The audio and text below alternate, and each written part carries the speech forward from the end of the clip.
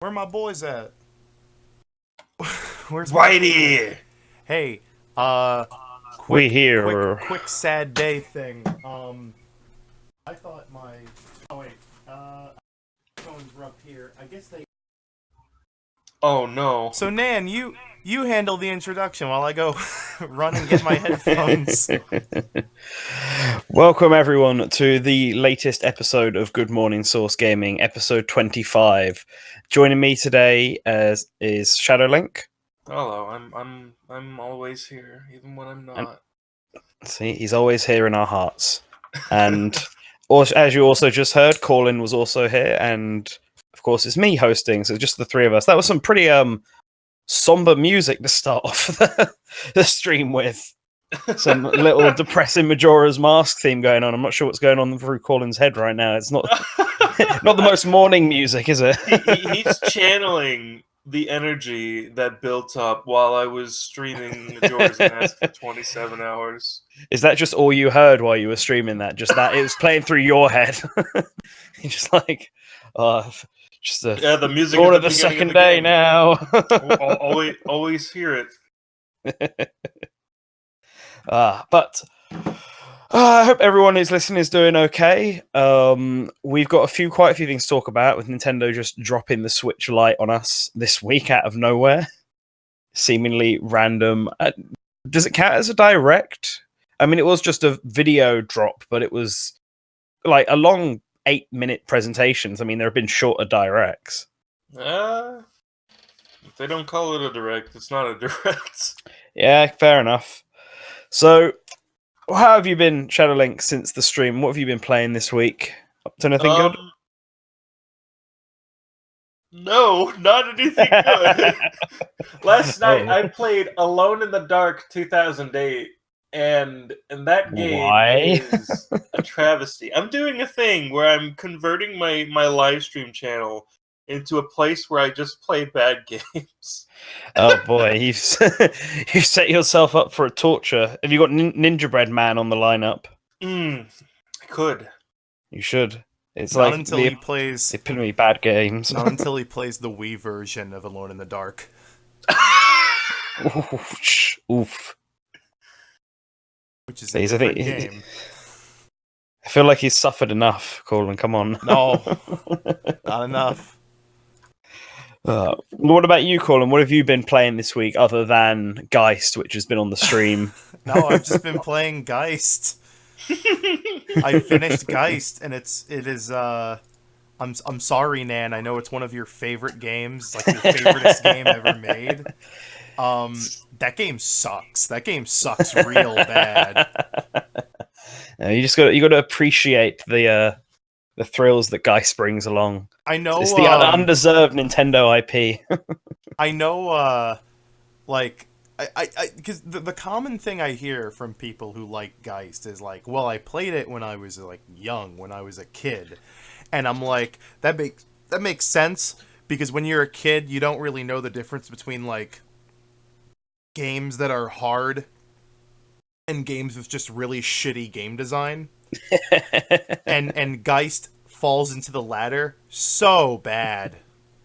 Like, but I see, I played Geist 4 years ago, I want to say. That's when I did it. Well, to be fair, it's not a good game, but it has really good ideas in it. And I've also played it with friends, and we just like took the piss the whole way time going through. The multiplayer is good. I'll concede to that. The multiplayer is actually really fun, and that's because it's really hard to screw up like a a multiplayer shooter. Mm-hmm. But the actual gameplay itself, I don't know, like how much of the Geist experience do you remember? I remember the main campaign. I remember, possessing things when you're trying to scare that chef or whatever, so you can possess him and get the frying pan.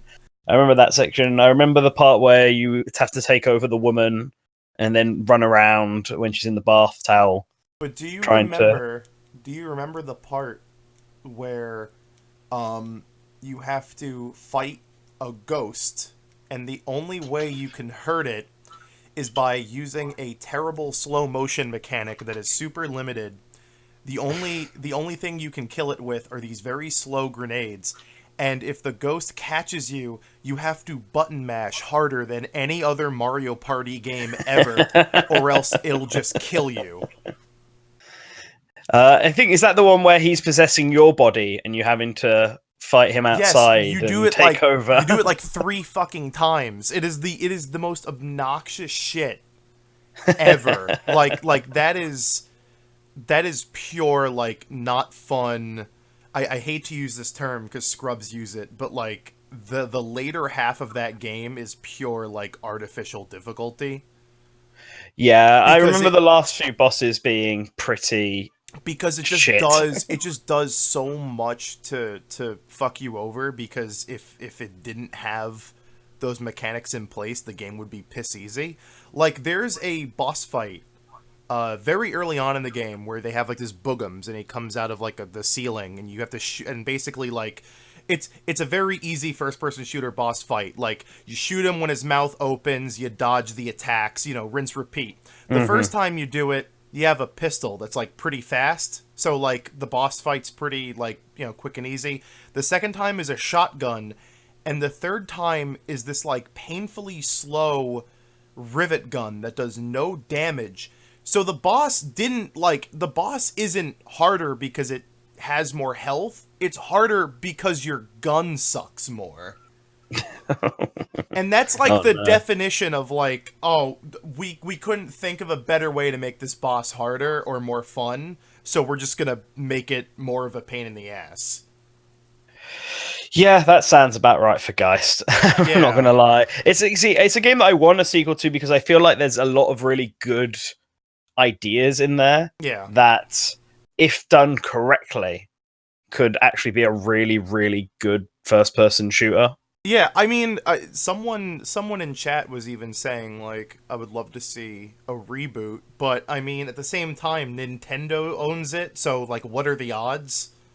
That's true. I mean, I know Nintendo's had weird brushes with M-rated franchises before, with, the Fatal Frame series, which they co-own, and everyone's favorite Devil's Third, which they don't own anymore. It's Nexon, but sad day. But I would like to see some company. I feel like that, with the Crypt of the Necrodancer people getting Zelda to do a Crypt of the Necrodancer like spin-off with Zelda. I wonder if, like, an independent, like, first-person shooter company could probably just come forward to Nintendo and be like, hey, can we make a new Geist? Like, I would love to see Dan Oshry of New Blood Interactive approach Nintendo about making a new Geist game and see if they say yes, because I feel like that's probably one of those things that I doubt they would say no to. I mean, you have to approach it in a special way with Nintendo. They're weird. Yeah. Like, if you just went up to them and were like, "We want to make a new Geist," they probably would just turn you down. But if you went up to them and were like, "We've got this really cool idea where you possess stuff and it's a first-person shooter, and you show a little demo of it and all that," and it's they might IP say, you own. Yeah, they might be like, we have a game like this called Geist, and you might be able to be like, well, we could make it into a Geist game. You don't say. That's crazy. I didn't think of that. I didn't know you guys owned the lucrative Geist IP. Because like there's stories of like retro studios. Apparently, one of the games that they pitched and was turned down was a Kid Icarus game. And the reason it was turned down is because they were simply doing it because the guy wanted to make a Kid Icarus game. Yeah. And that's kind of how he led his pitch. And Nintendo turned them down because they want to be pitched ideas, not just... Yeah, they want to be pitched gameplay mechanics first, not... Yeah. Which is why Kid Icarus Uprising didn't start as a Kid Icarus game. It was just Sakurai being like, I want to make a game with both aerial and ground-based combat. And then he was like, Pit has wings, so that'll work. But as for me this week, in what I'm playing, what am I playing this week? I've been playing Senran Kagura Peach Ball for the shits and giggles, because that just came out this week. It's the new English version, right? Yeah, that just came out. It's a pinball game. I don't have a pinball game on the Switch, so I was like, I could get this and see what it's like. And it's a wild experience. Is I'll that put the it one that you lightly. made me play in public, Colin? Yeah, Fuck! of course it's the one I made you play in public. Yeah. Oh, God. I think I've mentioned this before, and I'll say it again. I have like no shame for like stupid ecchi like anime stuff. Like I'm personally not into it, but I think it's really funny. Like Yeah, same. I think there's like something moderately humorous about it. So like I am totally that guy that will play it like open in the console gaming room on like a big TV and just be like, "Yeah, look, it's the new Nintendo game." The Switch is the best console out there right now. They got this shit on it, you know?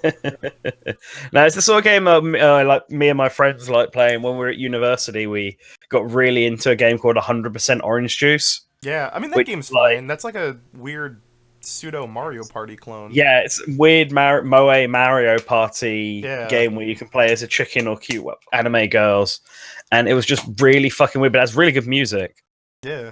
and stuff like that Senran Kagura Reflections, the massaging game. Uh, Played that We one have as a really well. good review of that, don't we?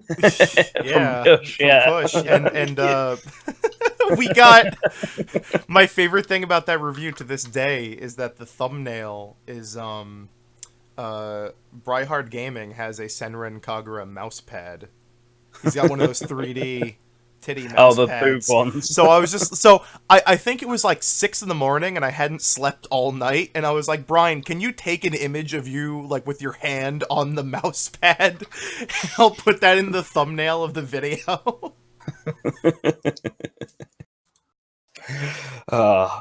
The other game I've been playing is Dr. Mario World, which came out this week. And have either of you two played it? I played all of 30 seconds of it. That's I played a lot of the game because I was on a train going home. I've been playing quite a bit of it.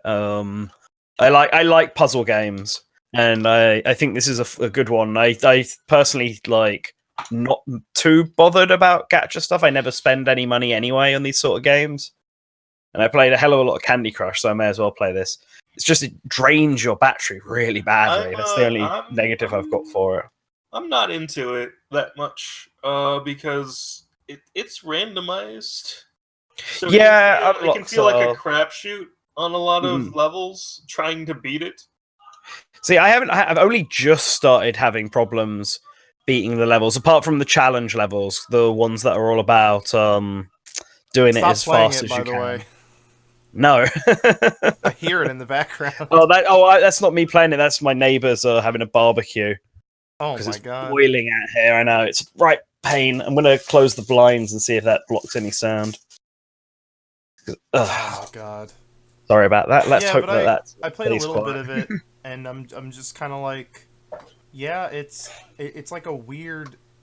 I mean, it kind of sucks because it's not one-to-one Dr. Mario. It's not the true pure Dr. Mario experience because they gotta like adapt it to, you know, like, oh, if you fuck up at Dr. Mario, because like Dr. Mario is similar to Tetris or Puyo Puyo, where I mean, if they released it for free, that's like infinite playtime forever. Yeah. So they have to implement some sort of way for you to, I don't know, either stop playing or spend money. This is why I don't like mobile games.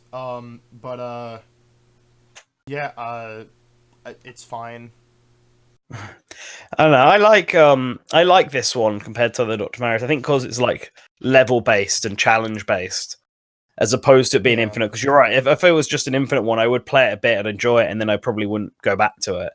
But I actually feel like I'm making some kind of progress in this one, and I think there's a lot of levels. Like every level is made up of like every world, I should say, sorry, is made up of like 40 puzzles.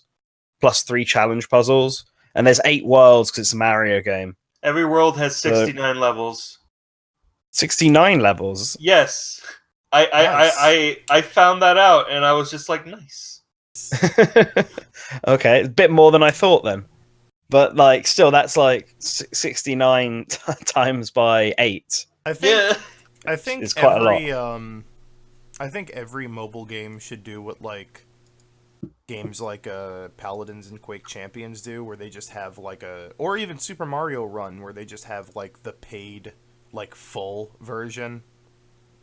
Mm-hmm. Because I am totally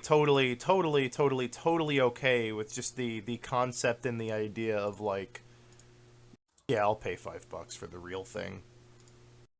That didn't work out very well for them with Super Mario Run. No, it so... didn't because the mobile market is so weird because they love They're not to... used to it. They're not used to having to pay full price for games. They're used to getting free stuff. There are so many mobile games out there that are like literally designed to be like hundreds of hours experiences, but people are still like, if I have to pay any sort of money for this, like people love to really undervalue mobile games, which is hilarious because sometimes it does get kind of ridiculous. Like the time 2K released a full port of BioShock onto iOS, like the full video game. And it was $20, and most people were still like, I don't know, even though it's like, it's a full fucking AAA video game for your phone. Yeah. It's a market that mobile games have put themselves into. Yeah. Like, with the amount of people who can put apps onto the store, the amount of them that are free, and a lot of them are just like one-time things or just a crapshoot, that people don't feel like playing games on mobile is worth money. Like, they enjoy it, but they don't feel like they should have to pay for it because they assume it's probably not going to be very good. Like with BioShock, it'll be people being like, why would I pay 20 quid to play it on mobile when I could get it secondhand for a $5 on Xbox, and the Xbox version would be much, much better. And those bastards at 2K won't put it on the Switch. Thanks, 2K. But the ultimate irony is that like the best mobile games are the ones that are free, but then they also don't make any money because a lot of people are still not super keen on microtransactions. Yeah. The money in the mobile industry comes exclusively from what they call whales, which are people that just spend hundreds of dollars. Well, with shit like Angry Birds, it comes like exclusively from merchandising because people will buy a little Angry Bird, but they're not going to buy like the Angry Bird Cool Guy Fun Pack. It also comes from advertising. Like you have Angry Bird does a lot of basically exclusively crossover games now. Yeah, like Star Wars Angry Birds and Marvel Angry Birds, and that even tie-ins with its own movie. Angry Birds movie Angry Birds. Isn't Zynga like on the verge of always being dead? Yeah. Maybe. I mean, Angry Birds is definitely a franchise that has died out. Yeah. Badly. Like apart from the movie, I can't think of anything else that's like even relevant for Angry Birds anymore. And Candy Crush is also slowly on its way out. It seems like people really stop playing that. That's right, gamers. When you walk into a GameStop and you see like a Bendy and the Ink Machine plushie, think twice. Think twice about why that's there. It is. Mobile games are dropping. I was looking over the stats a few weeks back, and like Dragalia Lost is doing really badly. Like even Fire Emblem Heroes, which a lot of people still play and I still play, is not making nearly as much money as it was this time last year. Well, it's still like the top mobile game somehow. Yeah, it's a lot of people download it. A lot of people it gets lots of money, but unless you're something like with a huge fan base like Fate Grand Order, which is just ridiculous in how much money it actually makes, you barely ever make anything. That's why you get loads of advertisements for mobile games because they're just desperately trying to get people to download them. And then even if they don't actually spend any money, they'll just fill it full of advertisements to make money off of that. I mean, the other problem is that a lot of people only just have like the one mobile game, have a bunch.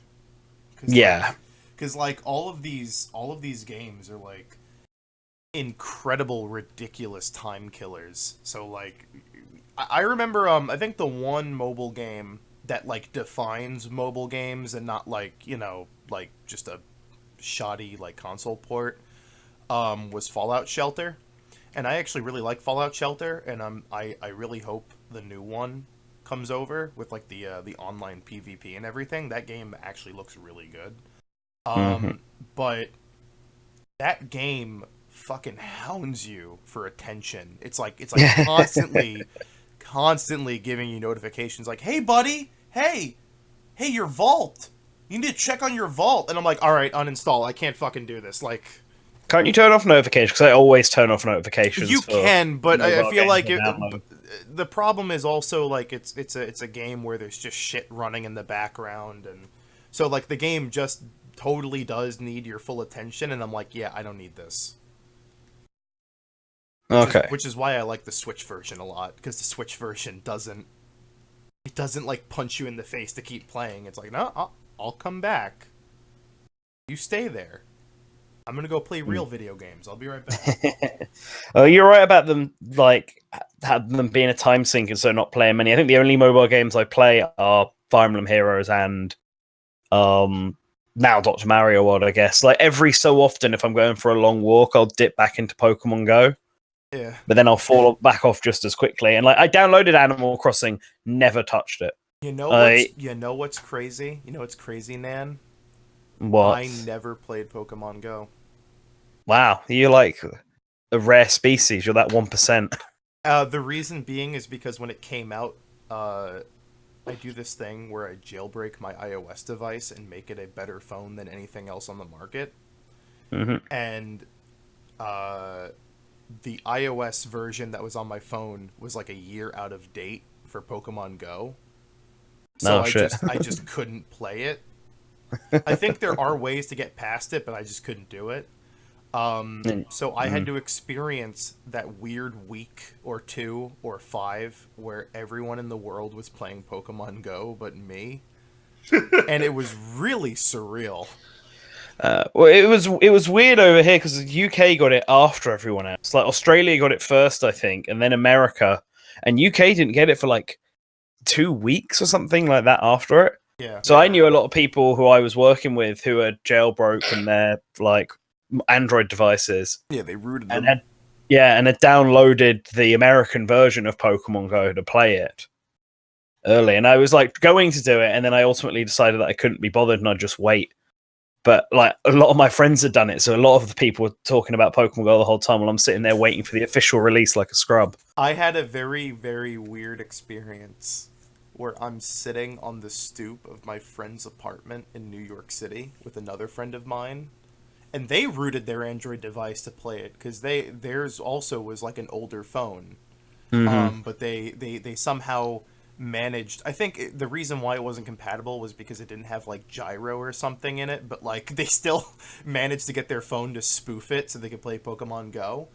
And there was this weird experience where like 2 guys were walking past us on the street, and they were like, "Hey, there's this like around the corner," and my friend's like, "Oh, okay." And I think like a minute or so passed, and I'm like, "What was that about?" Because I wasn't paying attention. And they were like, "Oh, there's like a Pokestop around the corner," and I'm like, "That's fucking weird." That's like I'm like, from an outsider's perspective, that is so goddamn bizarre that like the world of Pokemon really was alive. Yeah. And it was so bizarre. And this was the same day that like apparently, according to tabloids, like Justin Bieber was in Central Park looking for fucking Charizard, and I'm like, it's like, what is this clown world? Like, what the fuck is going on? It was fun to watch people, though. There was a park near where I lived when it came out, and there were just people all the time around there. There was like a gym right in the middle of the park. Yeah. And I remember one time going over there and beating the gym on my way back from work, and then walking off, and I see this guy sort of get up, walk over to a bench, sit down, pull his phone out, and then like a few minutes later, my gym's been taken down. So I decided to go back there and take his down straight away. And we're in this weird battle where we're both like, I'm standing around and he's sitting down on the bench. We both know what we're doing to the other person.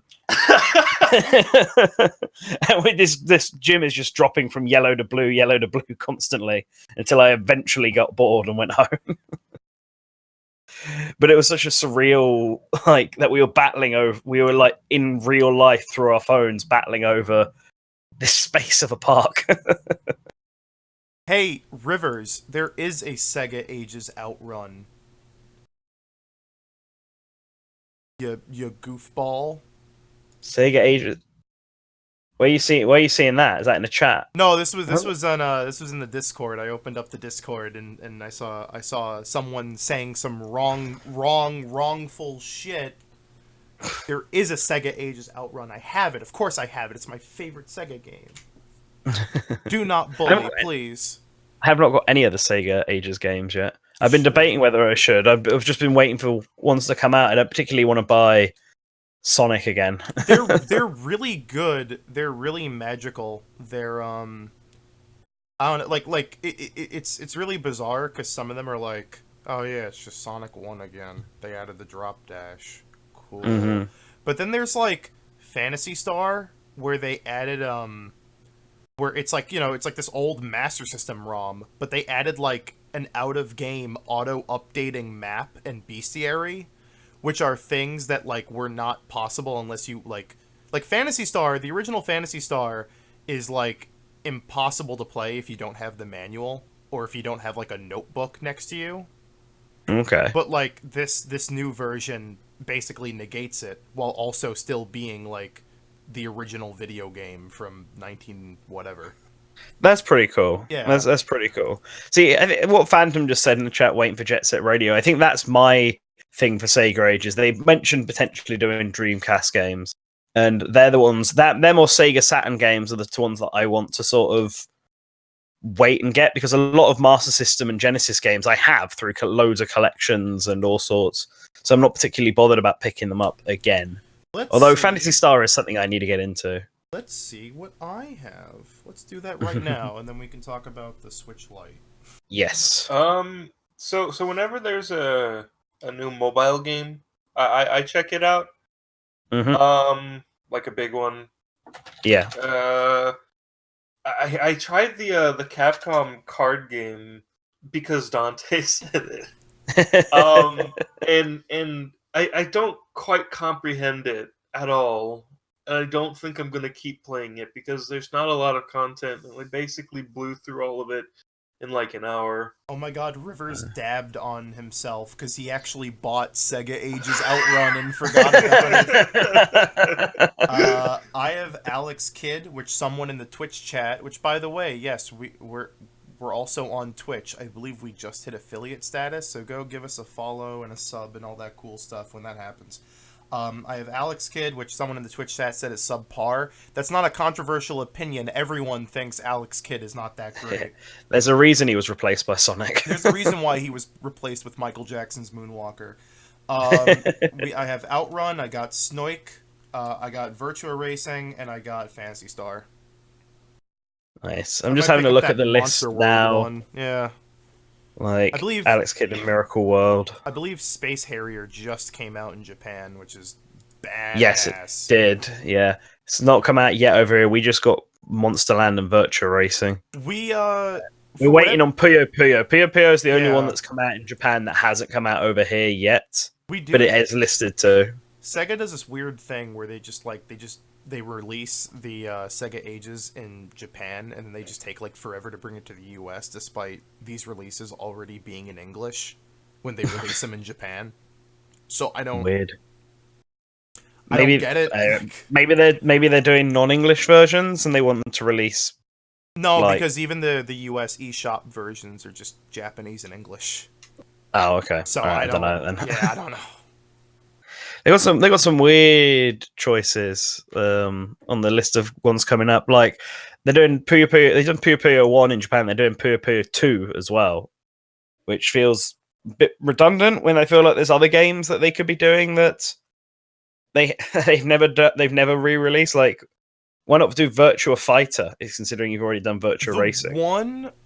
The one that is so weird that I'm looking forward to the most, because it's the only one that's been announced, but like they haven't said anything about, is Sonic 2. Oh yeah, Sonic the Hedgehog 2. Because I was telling Matt about this during the charity stream, but like they said when they announced Sonic 2, Sega Ages, they said they were like, "Oh, we're going to be implementing features that were cut from Sonic 2 because of limitations of the Genesis." And I'm like, "So is it going to just be Sonic CD? Like, are they just going to bring back the time travel mechanic? Like, what else could have been cut from Sonic 2?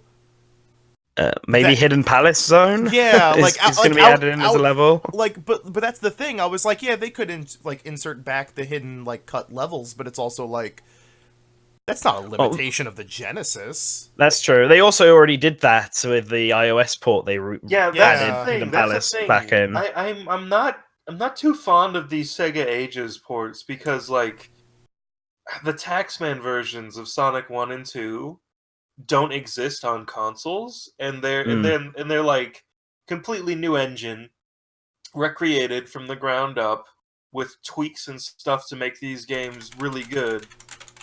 And like they're stuck on mobile devices. Yeah, I find that weird. Like, you would feel like if those are the quote unquote definitive versions of the games, you would release them on consoles, especially Sonic CD. Sonic CD did get released, which is the weird thing. That's the only one that. Oh yeah, it did. It did. I remember it got released on Xbox. Yeah, I remember now. Yeah, well, yeah, it is weird. Maybe with the Sega Ages games, they just don't want to do it. I suppose. I don't know. But I don't know. The Sega gonna Sega. Although it'd be nice if they release some old Atlas games on the Sega Ages line, considering they own Atlas now. Oh, there's an English translation of Shin Megami Tensei that nobody can play anymore because it's out of date with iOS. So release that as a Sega Ages, yeah.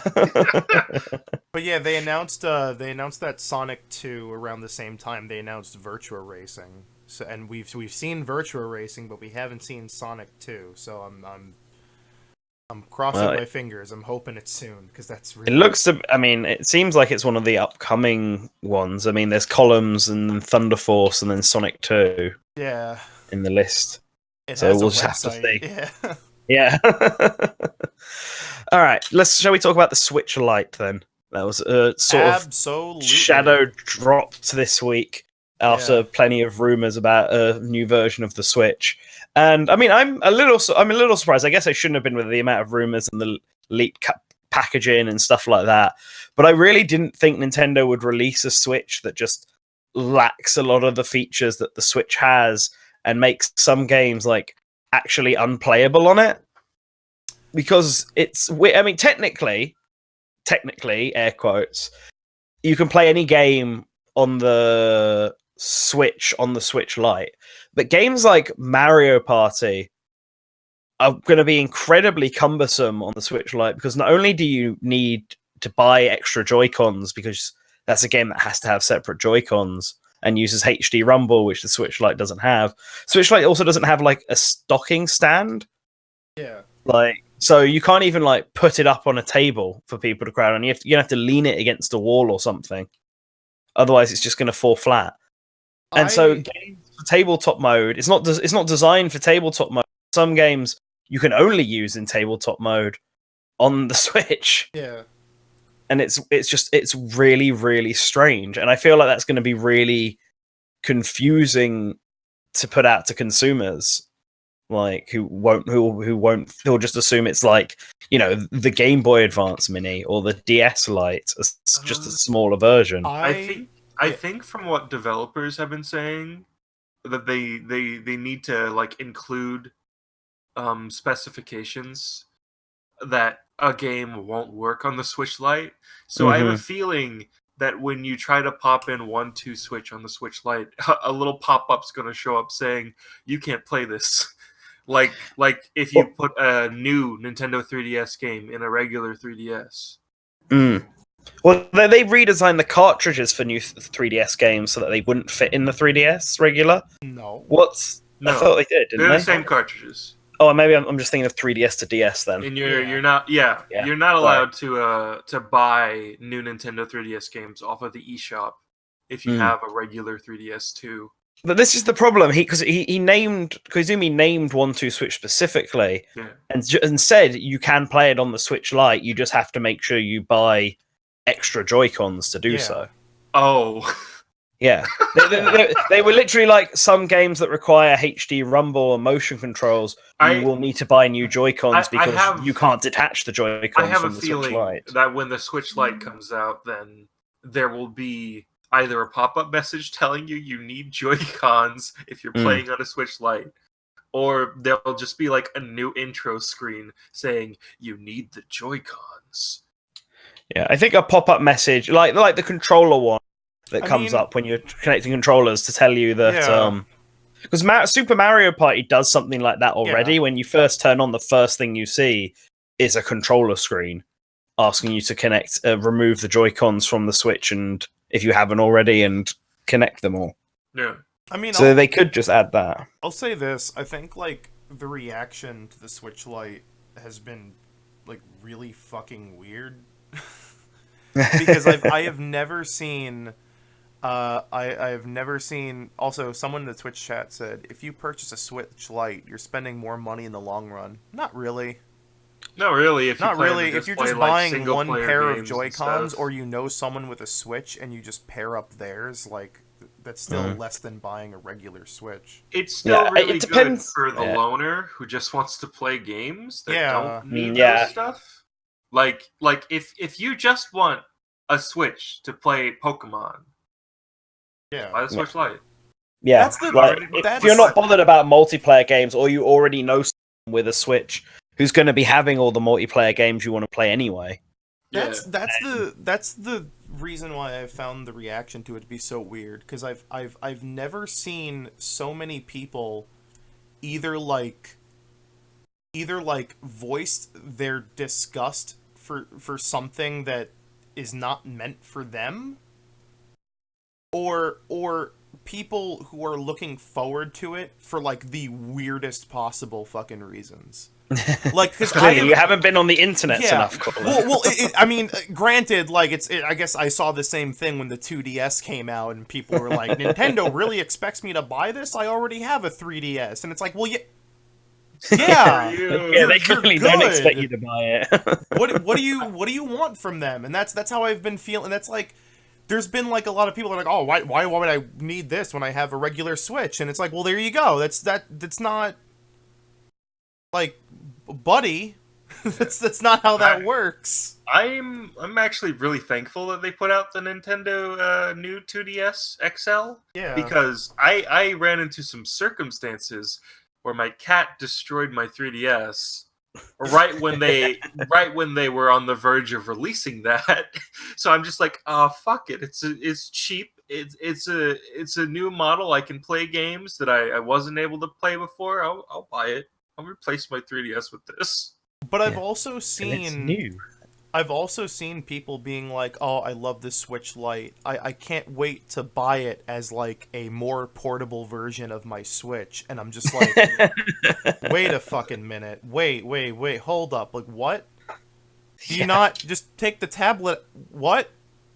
To be fair, that would be easier to carry around. No, and I get that, but I just find it so weird, the idea of like, cause I mean, I was talking to my sister about it, and I'm like, well, like, because the way people are like, oh man, I can leave the Switch in the dock, and then I can just like bring this on a trip with me or something, and it's like, well, if you're going on a trip, you're gonna have a bag, you could just put the Switch in the bag. Yeah, the problem with that line of logic, though, is that you can't share games digitally. Yes, you can. You can. Yes, you can. You can. Yeah, you can.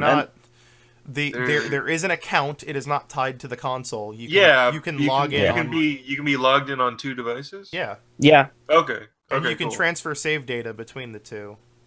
Yeah, save data was how I was wondering about it, because I'm not sure if transferring save data is easy on the Switch. I've never had to do it though, to be fair. So it's easy. If you hit the options button on anything, there is a transfer your save data button. Oh, okay. I've never had. You just have to have the two switches like next to each other. Yes. Okay. Or cloud saving. I believe if you really want to, you can just take the SD card out of one and plop it into the other, and like your games are still there. Yeah, I was wondering about that as well. Whether It'll or not just that check was... if you have the license. Yeah. Yeah, and if you're it's signed into your account, then it should be fine. Yeah, exactly. Yeah, I mean, I actually like how the Switch Lite looks. I really like the blue one, and the Pokemon one looks really cute as well. But I don't see any particular reason personally for me to want to buy it, because I don't think this because of the Switch. Like before, because I did buy the DS and then got the DS Lite, but I didn't feel like I was losing any features by having a smaller DS. It was just more convenient, and the screen was a little better on the DS Lite. Yeah. But like, I'm actively losing out on features on the Switch Lite, and the only thing I'm getting in return is an actual D-pad. Well, so here's the thing. I Okay. think yes. You say what you're gonna say. I'm gonna talk about the battery in a moment. Oh, okay. well, I was gonna get to that too, because we got to talk about the other new Switch. Oh yeah. Yeah. But Okay. So the Switch Lite has a better CPU in it, better chip. It's a remodel of the Tegra X1. Mm-hmm. But the battery life, the battery in the Switch Lite is like 80% of the capacity of the regular Switch. Mm-hmm. But it has longer battery life in all games. Because the new chip is just that efficient. So there's speculation that the new remodel of that chip is going to be integrated in like a new just release of the regular Switch. Like it's just going to be silently integrated. Well, all right. Well, let me just get one thing out of the way, and then we can talk to that real quick. And that is the Dealio is because you were mentioning cut features, which is specifically HD rumble and the IR camera, and I've seen a lot of people kind of coming out and saying like, oh well, that's Nintendo confirming that these two technologies were kind of useless and they're not using them anymore and blah blah blah. And I don't even think it's that. I'm pretty sure it's just that like. So the Switch Lite, if you want to know how like small it actually is, what you can do is you take your Switch, take off the right Joy-Con and then hold it. That's about how big the Switch Lite is, but a bit stubbier, like it's a bit shorter, not as tall. But and I mean, there's a reason the Vita doesn't rumble. Like I think like it's easy to point out those two features being removed as being like Nintendo trying to revise features that they don't really use because, you know, like, oh, they're not being used as much, so it makes sense to cut them out. But like, I don't know. I don't think I don't think HD Rumble is as underutilized as people make it out to be, because there's a ton of games that use it really well. It's just not like we're just not getting stuff on the level of like the Ice Cube demo from 1-2 Switch. Or is there Rumble at all? What? On the Switch No. Lite? No, there isn't. Yeah, that makes sense. The only portable I know of that had Rumble is like the DS. If you inserted the Rumble pack into the GBA slot, and even then, the Rumble pack would be like this really light, just like buzz. Little buzz. It wasn't like the Rumble you would expect out of an actual like controller. And so like, I'm pretty sure that if they did like include that Rumble, it wouldn't be very good. Yeah, it wouldn't be good. You might drop your system because it's so small. Yeah, this is a fear that I had with the regular Switch. I remember specifically for Fast Racing RMX when I was playing that, and that uses HD Rumble a lot. Playing it portably in your hands, it's just shaking a lot. I felt like I was damaging the Switch by vibrating something so close to it all the time. And I knew that couldn't possibly be the case because they wouldn't release it like that, surely. But the whole time, it was just the powerful rumble in that game specifically, especially at launch, they had to tone it down. just made me really, really paranoid about it. And that's, I think, all these the reasons these things are being removed are all for practical reasons. Yeah.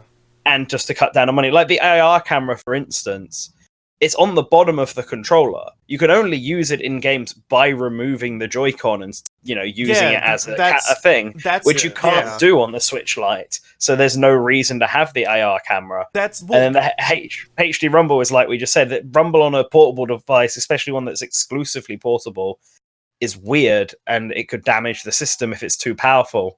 And on top of that, HD Rumble is powerful. And on top of that, just having both would just like drain the battery, and you want to conserve that as much as possible, and also keep the device cheaper. Because like I think it's like no secret the reason why the IR camera is there now we know is Labo. You're not doing Labo with the Switch Lite, so why have the thing IR there? camera? It would make sense to get rid of it because you're not going to be using it in that configuration. Yeah.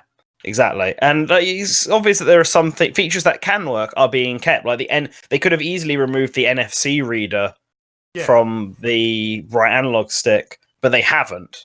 Yeah, and that's because it works with the Switch Lite, so there isn't a reason to remove it. I think the only feature being removed that I'm personally not a fan of it being removed is the docking feature, and that's not because. That's not because, like, I've seen a lot of people jokingly say, like, oh, they should have called the Switch Lite the Nintendo Stay, or because you're removing the whole Switch functionality, which I think is really weird, because to me it just comes off as people forgetting that the Switch is a tablet that you plug into your TV, and not, like, a console that you rip out of the console. Yeah. It's a handheld device first. Yeah, like I've seen a lot of people saying, "Oh, well, does this mean that the Switch Pro will be a console, or will they make a dock-only Switch?" And it's like, no, because that's more like the whole kind of gist of the Switch is that it's like the best handheld on the market, but kind of the worst console on the market. But it's both. Like that's the trade-off, is because it's also both. Yeah. So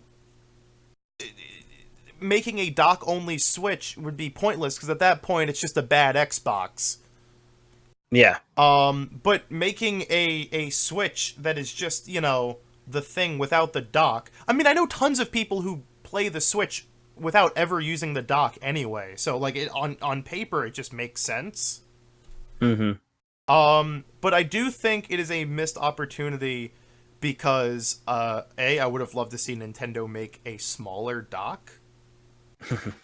And B, that is totally a software decision and not a hardware decision, because there really is nothing stopping the Switch Lite from being dockable.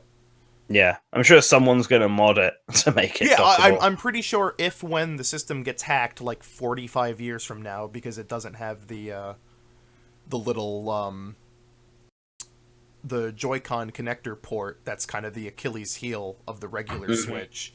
Once they get that cracked open, I'm sure someone's going to figure out a way. I mean, people were able to do it with the Vita using the USB port, and the Switch is like designed to output video through the USB-C port, so it's possible, but they just decided not to go with it. But I wouldn't be surprised if they just did that so they didn't have to Nintendo does this thing where when they release a product that has like caveats, they try to be like as straightforward and non-confusing as possible, which in turn kind of makes things a little more confusing, but it's at the same time like very straightforward. And they're trying to make them much more distinct from each other, and especially when you can't remove the Joy-Con anyway, you'd only be able to play docked if you had additional Joy-Cons. And I think that might have also been a factor into why they wouldn't want to include a dock. I'm sure they just want to make it so that if you're just like a random person and you're just buying the Switch Lite and you don't have like any pretext of how the Nintendo Switch works or the ecosystem, like they just want it so that you can take it out of the box and play games and not have to worry about anything. Yeah, I think they're also aiming for a younger demographic with the Switch Lite. Because, like, I remember when the Switch first came out and I was speaking to Nintendo about it, and he was saying how, like, he wouldn't give his Switch to, like, his young nephew or stuff because it's so slick and modern, he'd be afraid that he'd drop it and stuff like this. Yeah. Whereas the Switch Lite, like, looks like a typical Nintendo games console. Like, people have been comparing it to the Game Boy Advance. It looks like it's, you know, surrounded in the sort of plastic material that the Joy-Cons are made out of. I mean, it looks like the Vita. I don't know why people are like, oh man, haha, Nintendo made the Vita too. I mean, that's what a console like that looks like. Oh, look, it looks like a slimmer Nomad. Like, yeah, that's what a portable video game console looks like. Well, how about then we talk about the rumored Switch Pro, quote unquote. I hate that word. I hate the word pro. Yeah. I'll just reiterate everything I've said from a video that no one watched, which is the we've done a few videos on Switch revisions. And like and we've even talked about it on Good Morning Source Gaming a few times. And I think like every single time we've come to the conclusion that like it's I don't expect a Switch Pro. There's nothing really pointing to a Switch Pro. Nvidia doesn't really have any new Tegra chips in the works. They always say they do, and then they present nothing. It just makes sense that like a new Switch would just be like a new version of the console. That's just like it's so odd because nowadays when you say it, people are like, yeah, a new Switch. It's got newer bits. It's got, you know, it's faster, and it's like no. Like, think like the N64s with the color shells that are technically different on the inside, but you wouldn't know. Yeah, I mean it's a PSP 1000 to PSP 2000. Yeah, exactly. Situation. Like, I didn't know there were different versions of the PSP. There's like 4 or 5 different versions of the original PSP until I ended up looking it up. That's what this is. I think people were expecting, and some people probably still are expecting, the Switch Pro to be like the PS4 Pro to the PS4. Yeah. And that's why people are calling it the Switch Pro. But in reality, it's much more like the one we have now is the Switch 1000, and this is going to be the Switch 2000. I think the easiest comparison... We wouldn't have known if Nintendo had never actually if it was never actually mentioned it. the quickest, easiest, simplest comparison you can make, and it's the one that I've been making for like a year now, is think of the jump from the Xbox One to the Xbox One S, where the Xbox One S is slimmer, it uses less power, it has a new disk drive, and the GPU is 10% faster. That's what Digital Foundry is saying could be the case for the Switch Lite. Yeah. Yeah. Which makes sense because, I mean, a lot of this, like, I think, like, there's been rumors of there being a new Switch revision. We've had, that stupid fucking Birdman on Twitter who's been spouting, fake nonsense about a Switch Pro, and then we have the actual people from the Wall Street Journal who have been saying, yep, there's rumblings of there being a new revision. And, like, I think, like, the final real, like, first details that have come out about it, because we've known there being a Switch revision. There's been strands and strings for like a new Marico Switch console. That's the code name. Which apparently I didn't know that the code name of the Switch is Logan, which is really cute because Mariko is like the love interest of Logan from Marvel Comics. I can't believe Nintendo. That's the chip. Yeah. That's the name of the chip. So okay, so like the dealio is that like 2 months ago, surprisingly enough, from Nvidia's own GitHub page, where their own developers publicly talk about stuff that's secretly in the works, you know, just hiding in plain sight. They had tons of documentation about a new version of the Tegra of the. I'm gonna try to explain this in the simplest way possible because it's very easy to get tripped up on like the terminology and everything. So I'll just put it this way: the chip that is inside the Nintendo Switch is the same exact chip that is inside the Nvidia Shield.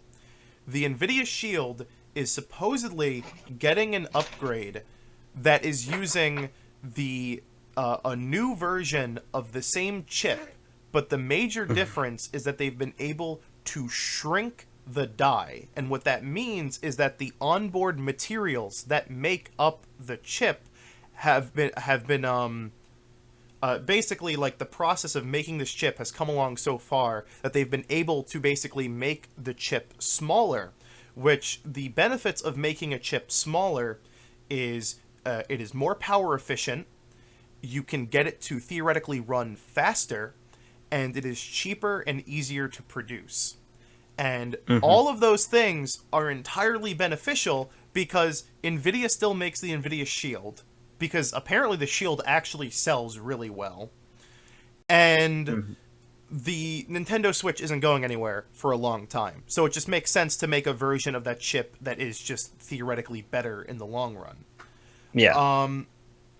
So let's go over all of the things real quick and what they mean for the Switch. The first one right off the bat is power efficiency. And when I say power efficiency, I do mean literal power, like electricity.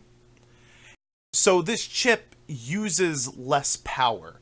So what that means is more battery life. And we're already seeing with the Switch Lite that despite the Switch Lite having a smaller battery, it has a longer battery life, and that is just simply due to better power efficiency. The third thing, I'm skipping the second real quick because that's the big maybe. The third thing is that it's cheaper and easier to produce, which, yeah, there you go. Bada bing, bada boom. There you go. You got to make more of them. That's the best way to do it. The second is it being faster. And that's the thing that I think is going to be the biggest maybe of both the Switch Lite and the Switch, whatever this new one is. Because... So the thing about the chip inside the Switch is that it's underclocked. And the reason for that is for battery life and heat purposes. You don't want the heat, you don't want the Switch, literally frying itself because it's getting too hot. And another reason why you don't want the battery to drain so quickly is because it's, at 100% usage. You want all of these components to last as long as possible. So clocking the Switch lower just makes sense. So this new chip, the question is, with both the Switch Lite and this new Switch, is whether or not it will be faster. There is a good chance it will be slightly faster. I would not be surprised if the Switch Lite is running in that same handheld configuration mode that, like, Breath of the Wild and Mortal Kombat 11 do. But I doubt that these things will be running at, like, full top speed. And which is smart, because you also don't want to make the original Switch, like, super obsolete. Right, yeah. Basically, the bottom line of there being a new Switch model is that if you don't want to spend another $300 or $200 for a new console when you're already okay with the Switch, don't worry. You're fine. You don't have to worry about it. Like, it's not going anywhere. It's not going to be made obsolete. All the same games will run, and they'll run just about as well. But if you do, expect a console that is a bit faster, a bit nicer, a bit longer lasting battery life. Basically expect, like, quality of life improvements. Personally, I think they won't even give it a special name or anything. They'll just release a Nintendo Switch, and if you look at the fine print, it may say this is version 2.0 or whatever. I actually wouldn't be surprised if it does look a little differently. Like, if because apparently the other big change is that it's going to have different storage options. Which, it should. Yeah. God damn, that the Switch needs a 128 gigabyte flash storage from the get-go. Stop doing 32 gigs. But, yeah, I would not be surprised if they... I feel like they might do a reveal of this new Switch model, but they're not going to call it, like, the Switch I or the Switch, like, new or something. I think they might just go, this is the new Switch model we'll be selling from here on out. Probably. I think I think we'll just see like a silent rollout of the Switch with the new chip in it. It makes like business sense to just stop making ones with the original chip. Yeah. Because the new one will be cheaper. Yeah. Yeah. Yeah, and that's what they'll do. That's why I don't think it's going to be like a PS4 Pro, PS4 situation. It's just going to replace what's already out on the Switch. I think it's gonna be like when they rolled out the Uncharted 4 PS4, and they were like, "Oh, by the way, this one's different from the launch model because the texturing is different. It uses less power, and look, we replaced the shitty touch buttons with real buttons this time." Yeah, I mean, I'm sure they'll mention it to like us as the audience that pays attention to when these companies make announcements like this. But for the average consumer, I don't think there's going to be any difference seen. It's just like it will still just be the Switch. No, yeah. I think they might like. I think what's going to happen is in a Nintendo Direct like half a year from now, because apparently it's not this year, it's going to be next year. Which sure, fine. I think what they're probably going to do is they'll just be like, we have some new Switch models, like colors on the way, and some new storage options, and they'll try to like parade it as just being like new additions, and that's really it. Well, they said there will be no more new models this year, but like just replacing the chip is just a revision. Yeah, but they're also doing apparently they're also doing internal storage and color. That's the thing. Okay. Yeah. The color is a rumor. The storage comes from that little FCC sheet that came out. Okay. Yeah. Mm-hmm. I do think we'll eventually see a stronger Switch, but not soon. Yeah. Yeah. Yeah. And even then, it's not going to be like a crazy big. I don't know. Yeah, I think if you don't want to spend money, you'll be fine. If you do want to spend money, you'll get a slightly better product. That's maybe when we get the Switch revision, it can run Resident Evil 7. Yeah. Fingers crossed. All right, well, so let's move on to the next topic. And I didn't put it down in the schedule that we initially wrote, but because it wasn't finished, but now it is. That Pokemon news that people have been talking about, because I just wanted to clarify it a bit. I know I'm opening the hornet's nest, but it's too late. I already started on Twitter, so I may as well sort of correct and follow up on here. So that interview that's going around that said Game Freak made new models, or I guess Creatures Inc. did, for Sword and Shield. Originally, it was going around saying that they did, and then people started saying that it's a lie and it's not actually in the interview and stuff. But no, it is. Cerebi, Joe Merrick over at Cerebi did a translation of it, and we then decided that we'd do our own translation. And while it hasn't been second checked yet by either Push or Brando, it does match up with everything that Joe is saying. So I'm not gonna give like exact quotes for this translation, as it might change if others have a look at it. But the information all still seems to be the same.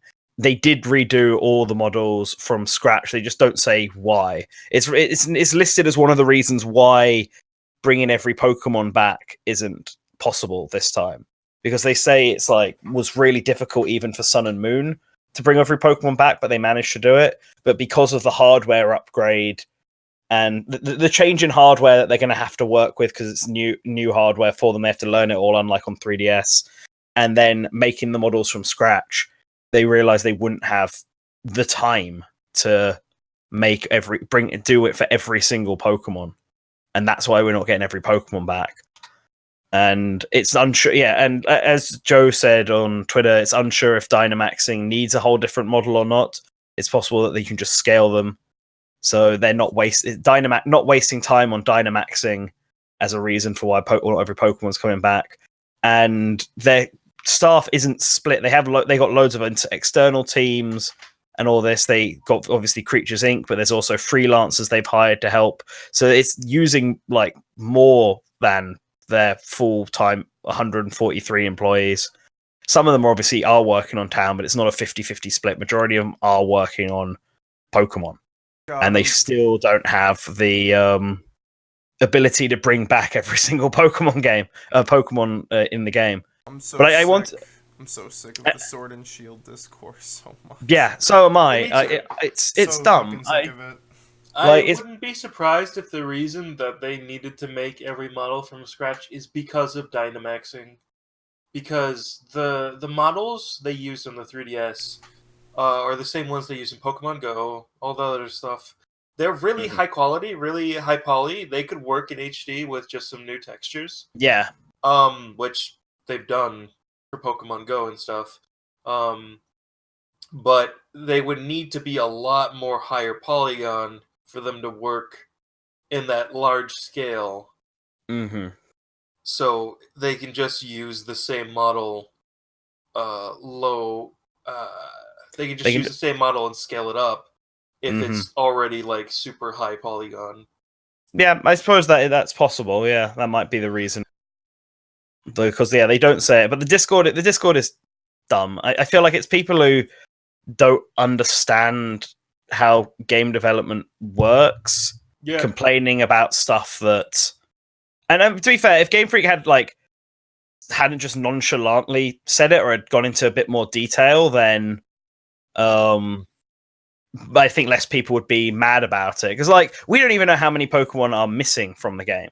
It could very well be that this game still has 600, 700 Pokemon in it, and it's only certain legendaries that are missing. Yeah.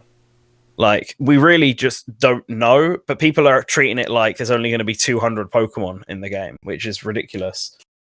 And I feel like people also complaining about the Ocarina of Time trees, which I feel is the dumbest complaint to make. Because if the trees looking like they're from Ocarina of Time is enough to not make you want to buy a Pokemon game, then what does that really say about how much you even were going to buy Pokemon anyway? But it's also Pokemon Sword and Shield is that they've put the open world as the forefront, and typically with open world games, they don't look the best. There's a lot of corners cut. People are spoiled by Breath of the Wild looking as good as it does. Yeah, and that's because it uses that the sort of the textures and the lighting and everything, and that's the whole cell shadedness to make it to hide the fact that the models aren't massively high quality. Yeah, but the thing is, Pokemon Sword and Shield still looks quite good outside of those areas. In the towns and the actually high quality areas, the game looks great. It looks gorgeous. It looks really good. It looks terrible in that open world. I have no interest really in Pokemon. I've said before, I have a weird I gotta take a break from Pokemon every once in a while after I play a game. I'm not big into the franchise, but I'm really sick of people. I mean, it's really obvious that everyone was fucking on board with Sword and Shield until the National Dex thing, and now what people are doing, they're doing that shit where they're taking a 480p screenshot taken from a low bitrate live stream, and they're blowing up the image so they can zoom in on a single pixel and be like, this is the real problem. Game Freak is lazy. And I'm just no, that's not how that works. This sucks. You guys are just being fucking obnoxious. Yeah, and that's the big thing that annoys me about it, because I've played Pokemon Sword and Shield, and it looks really good when it's running, and you're actually playing it in person. Yeah, it does look like a Pokemon game, but I feel like people had unrealistic expectations if they thought it was going to massively change in style because it's on the Switch. I literally had someone on Twitter be like, no, my problem is not the Dex. The problem is the game looks like shit. And they retweet a video of some guy's a character's arm moving in a similar manner that it did on one of the 3DS games. And it's I've seen that. And it's okay, I don't know what you want me to take from this. Yeah, they've just reused the animation from the rival in Sun and Moon, even then, reusing that animation for the rival in this game. It's and, only reused like as a base. They've tweaked it. It's different. Yeah, there's no point in.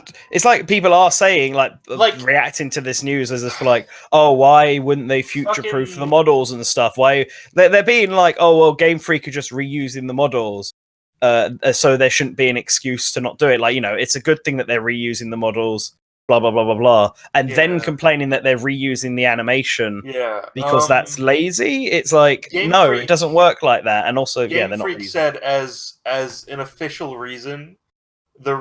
An official reason why all the Pokemon aren't coming back is that they're focusing on making higher quality animations, and that is just made every like turbo nerd on the internet like hone in on similar animations to previous games, even though they're clearly different and they're definitely tweaked to be like higher quality.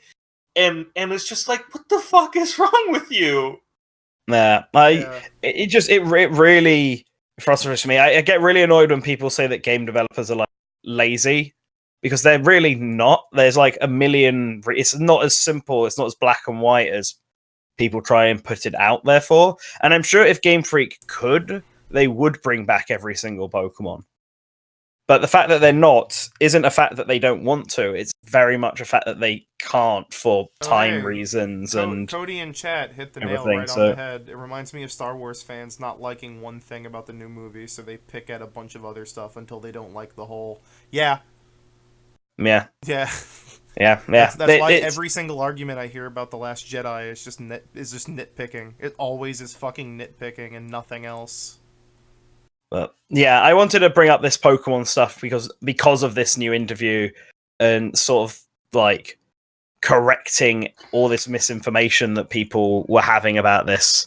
Because especially after the other day where people were throwing this like Chinese knockoff Pokemon game around and being like, oh, well, look, this game looks so much better than Sword and Shield. Look at what they're doing with all the animations. It looks so cool. Ignoring the fact that they've reused basically every single asset from the 3DS games. And also, there's like less than 100 Pokemon in this game. And also, it's just the battles. There is no extra stuff. It's just doing battling. So, of course, if they're going to put any effort into it, they're going to be doing it in the battles. Yeah. It's like, what were you expecting? They don't have to make like a massive open world and everything else. But people are trying to use this as a justification that Pokemon should be doing the same. And it's like, they're not comparable other than the fact that they're both Pokemon themed. Just no.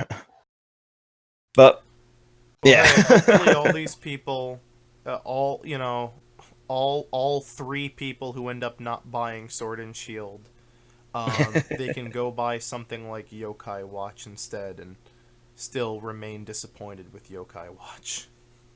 Yeah, it's weird. But that's the thing. If people really gonna let a single tree spoil their enjoyment for Pokemon Sword and Shield, just don't buy it. I said it before, I'll say it again. It's gonna be like Let's Go, where everyone thinks it's the worst fucking thing ever, and then they buy it anyway, and they're like, oh, actually, I really liked it. Yeah. Remember when people thought Let's Go was gonna be like this thing that ruined Pokemon forever, and like, oh, the next mainline game is going to be super casualized. Let's Go is like the next mainline. And it's just like, no, it just ended up being a pretty good game. I don't know about it being a pretty good game, but... It's like somewhere between a spin-off and a remake, and it's fine. It doesn't, oh well. Yeah. Oh well. Oh well. Right. So the next thing on our list of stuff, we already talked about Geist, actually. We did it right at the beginning. So you wanted to talk about ray tracing for Yes, I've been wanting to talk about ray tracing for like a goddamn month now. Maybe more, because I got a new GPU. I got a 2070, which really I really nay-nayed on myself by doing that, because just last week, NVIDIA released a refresh of their 2000 series cards with the 2070 Super, which is slightly more faster and also comes with a second free video game instead of one. So, oh well, I could have waited a month and spent another $100 or something. Oof, you know. But whatever, it's fine. But no, I got the 2070. I know most people who are into PC gaming and all that are like, don't buy the 20,000 like the 20 series cards because just wait till the next generation because the new consoles are coming out. But whatever, I needed a video card upgrade, and yeah, of course the big meme with this one is that it's got ray tracing. If you don't know what ray tracing is, it's kind of the holy grail of rendered graphics, where it's real-time lighting and reflections, which is actually like substantially really hard to do, especially on modern hardware. So the fact that we actually have graphics cards that are able to do it now is like real neat. And so about, I don't know, 10 games use it, and I own 3 of those 10 games. So it was worthwhile investment. Yeah, it totally was. I mean, all of my regular games run way better now, so I mean that's a pretty good like plus right there.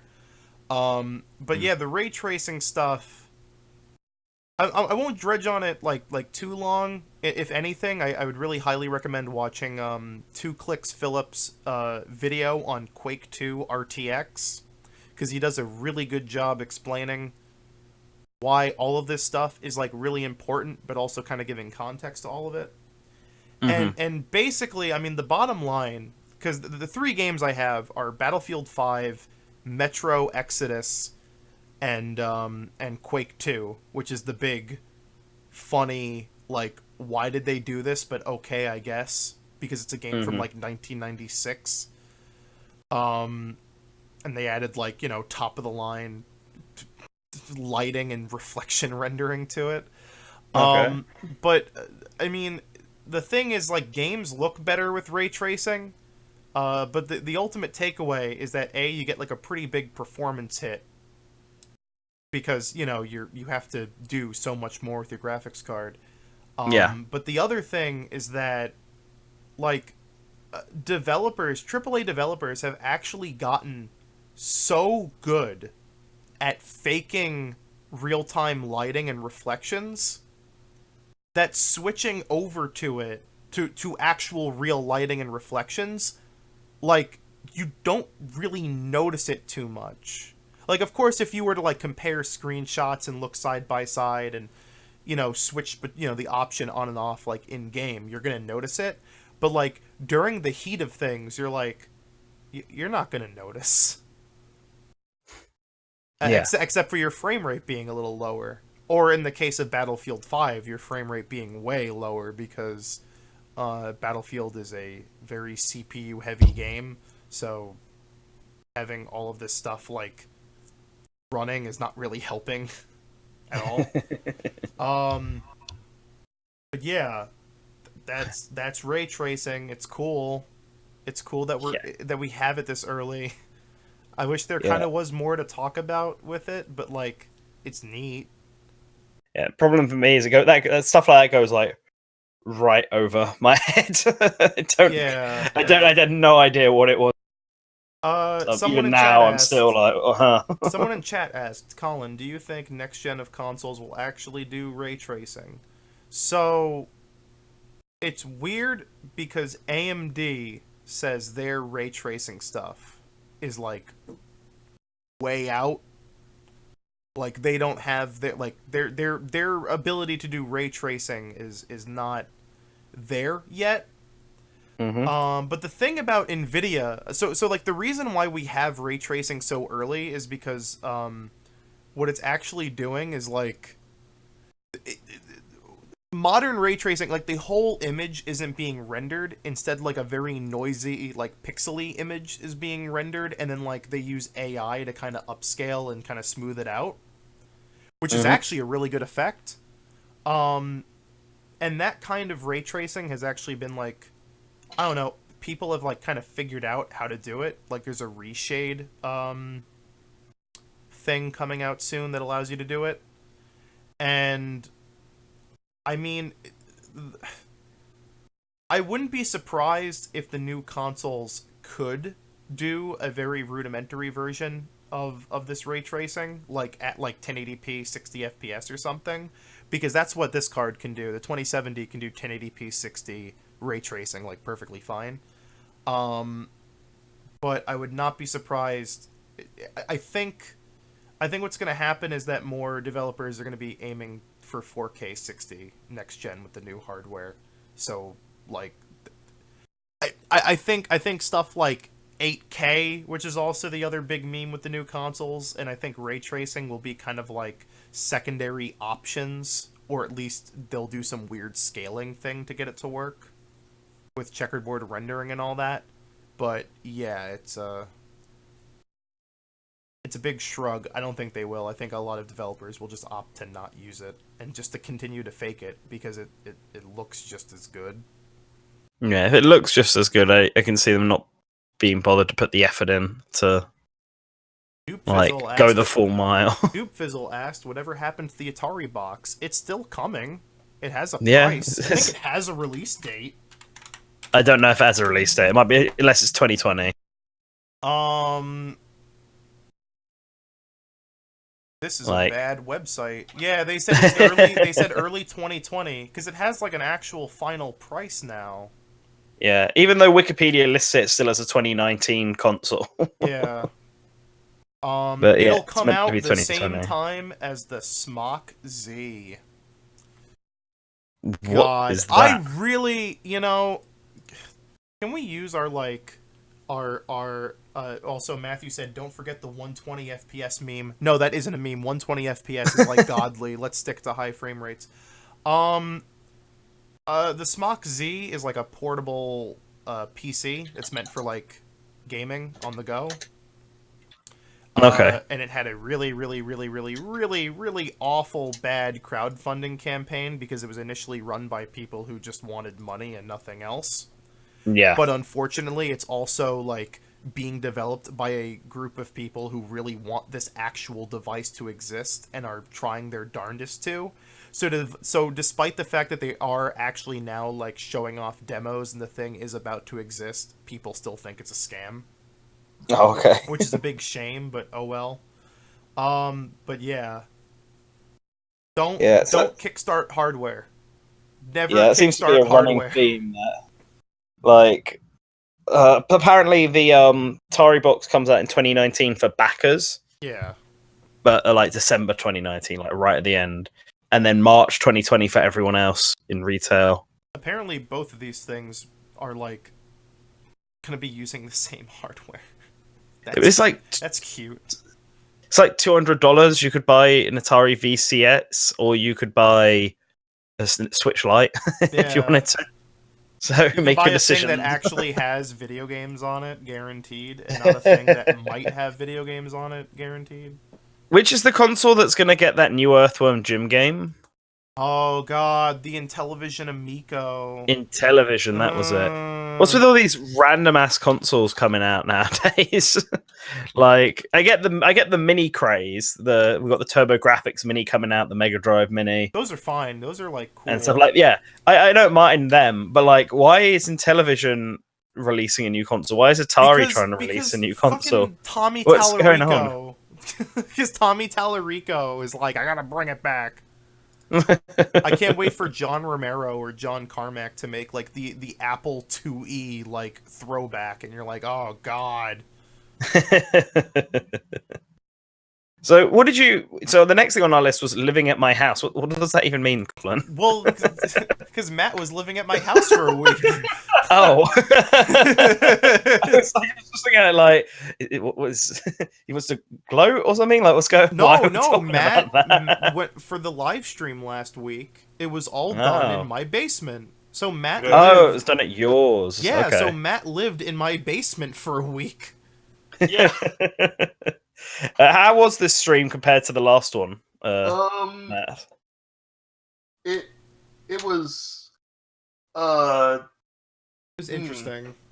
It was interesting. I don't think it went as smoothly as the last one, but that's because I decided, hey guys, how about I just prepare for the live stream an hour before it starts? Yeah, we didn't even have a we didn't even do a sound test until like 5 minutes before we were gonna start.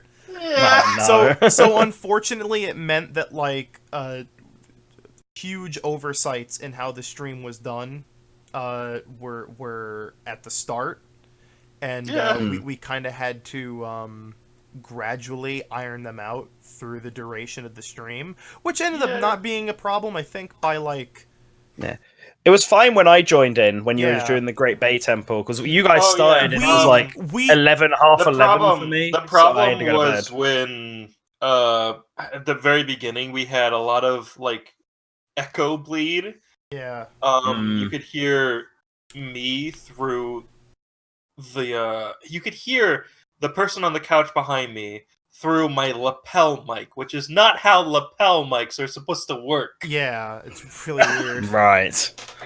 Okay, I've had issues with that when me and Push tried to record something in the same room. Yeah, apparently the Sony condenser lapel mic is like too fucking powerful. So we spent, I think, the first hour fixing the audio issues, and then I think before midnight, so like 3 hours in, we had XSplit set to like a kind of really system taxing setting. So we just kind of like restarted the stream real quick to fix it up, and by that point on, we had no issues. Like it was all fine. Okay, that's good. From there it pretty much went smoothly. Some really cool shit happened. Connor Eats Pants rated our stream. So we had like a spicy 800 viewers at one point. Yeah. Nice. Yeah. Which was really cool, though it, over time it kind of fizzled out. Which I mean, we're not going to complain about. That's still very cool. There were still like several hours where we had like a concurrent like 100 200 viewers. We had a lot of viewers. We got a lot of donations from that. So I'm really thank you Connor Eats Pants. maybe next time we can we can push a little harder and it'll all be grand. Yeah, I think we just had bad timing, and also we didn't stream on YouTube, which is where most of our audience is. Yeah. We should work on streaming on both places. Yeah, we should get streams set up. You're gonna need to tell me how to do that, Kawlun, because you're the one who sets that up every time. I rarely use Twitch even before. For this, I got lazy, and I'm just streaming to both Twitch and YouTube through XSplit, which is not the best idea because it means that XSplit's getting like a way lower bitrate version of what YouTube is getting. Oh, okay. So, which is why you want to do reshade, what the fuck? That's a PC thing. Restream. But yeah, we can set that up in the future. We'll do that for Twilight Princess. Build that Twitch straight up. But I mean, we should have hit affiliate, so that's cool. We did. But yeah, we did. Matt came in like Tuesday in the afternoon, and he left Tuesday in the afternoon a week later. Yeah. and the day by day is that he came over, and then on Wednesday, what did we do Wednesday? We had a big Source Gaming meetup. Yeah, that was with Phantom. Yeah, that was. And then we went to a bar, and then we had to leave Phantom outside while we played Michael Jackson's Moonwalker. I forgot about that. let me explain. I didn't hear that over. Go for it. So on Wednesday we went into New York City and we met up with Phantom and my good friend Caleb. Who Caleb is in like the grand majority of the first half of that live stream we did. Caleb's a champ. Yeah, he's a real good guy. Love him. Yeah, and so we also met up with Phantom, and because I need to show, I want to just show Caleb and Matt around the city because they're not New York natives. Phantom is, but apparently, just like how he's never seen any movie ever, he's just never been in New York ever. So like, I was also basically taking him to places he had never been before, and so we went to the meatball shop, which was really good. I love the meatball shop. We went to like a UK import shop. That's pretty cool. Nan, if you ever visit New York, you'll be right at home. You can get your Tato's and your and your Spotted Dick and your Cadbury Oreo bars and stuff. It's all there. Yes. We went to Video Games New York, which is the cool video game store.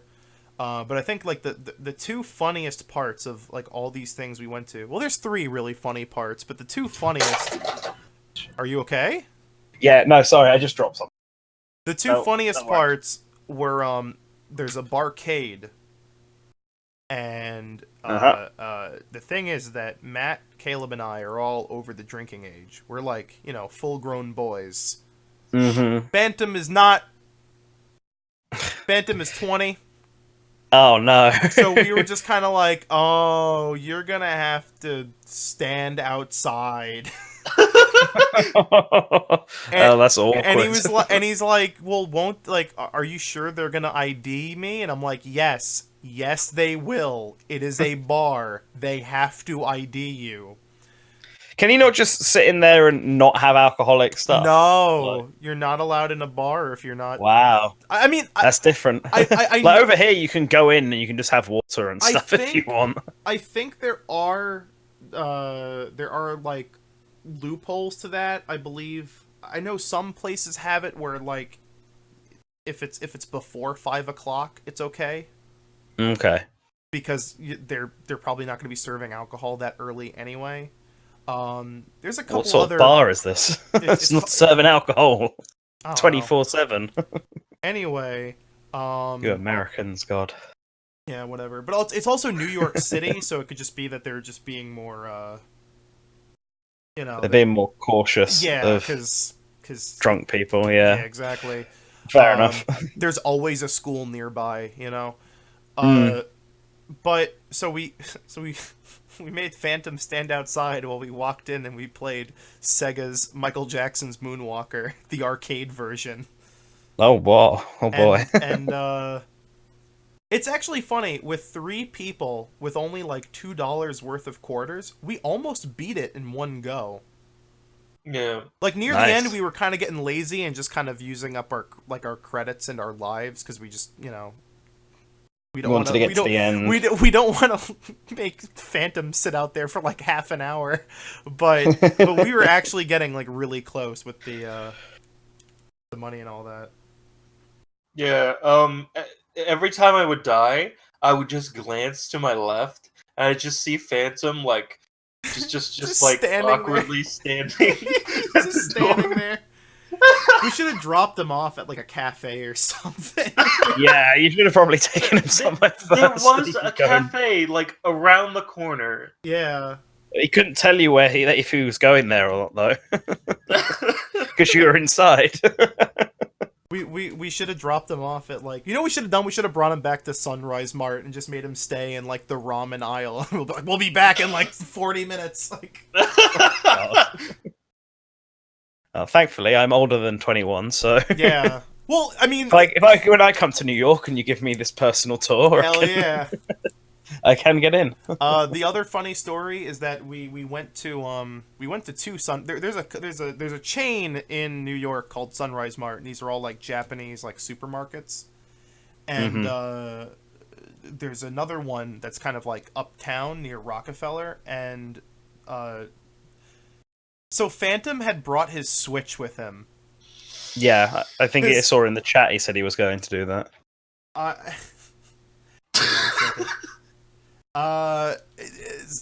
We made fun of him because we're like, no, we're not. We didn't bring our Switch because we're not going to have time to sit down and play video games on the Switch. You're not gonna live out the adverts. You're not gonna take the Switch for its intended purpose. The roof party. That's the joke we made. And the funny thing is, we went to the second Sunrise Mart, we sit down in the little like seating area where you're supposed to like eat food you bought there, and and we turn to our right, and there's a bunch of people with Switches like locally connected to each other, and they're playing Smash. And we're just like, all right, Phantom, go be with your people. And you got to live a Switch ad at least once. Yeah, right. I think I did it in a park in Japan. I think I met up with Push and a few other people, and I didn't bring my Switch with me, and so I ended up sharing someone's, and we all played Mario Kart 8 in like a park, and it felt like a proper commercial. My favorite part was like, I think after like 20 minutes, because Matt and Caleb and I had to go catch a train, I turned to Phantom and I said, like, Phantom, wrap it up, we're gonna leave soon. And he's like, okay. And then I went, Phantom, plug the channel.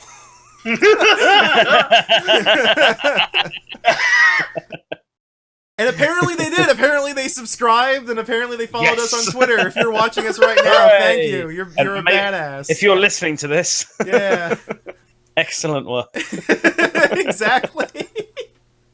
I hope you enjoy all of our bullshit conversations. Yeah. That was a highlight. The not so highlight was Matt almost getting stabbed. Maybe. Oh yeah. Oh jeez. Okay. So we hit up Rockefeller Plaza because the Nintendo New York store's there, but there are these people outside begging for money. You know, as people do in big cities. They usually don't do it around there. You said. Yeah, well, the dealio is that, like, I mean, you're always gonna find people that are like asking for money and stuff, and that's fine, whatever. If you don't have money, like that's just what you got to do, and then that's unfortunate. We got to work on that problem.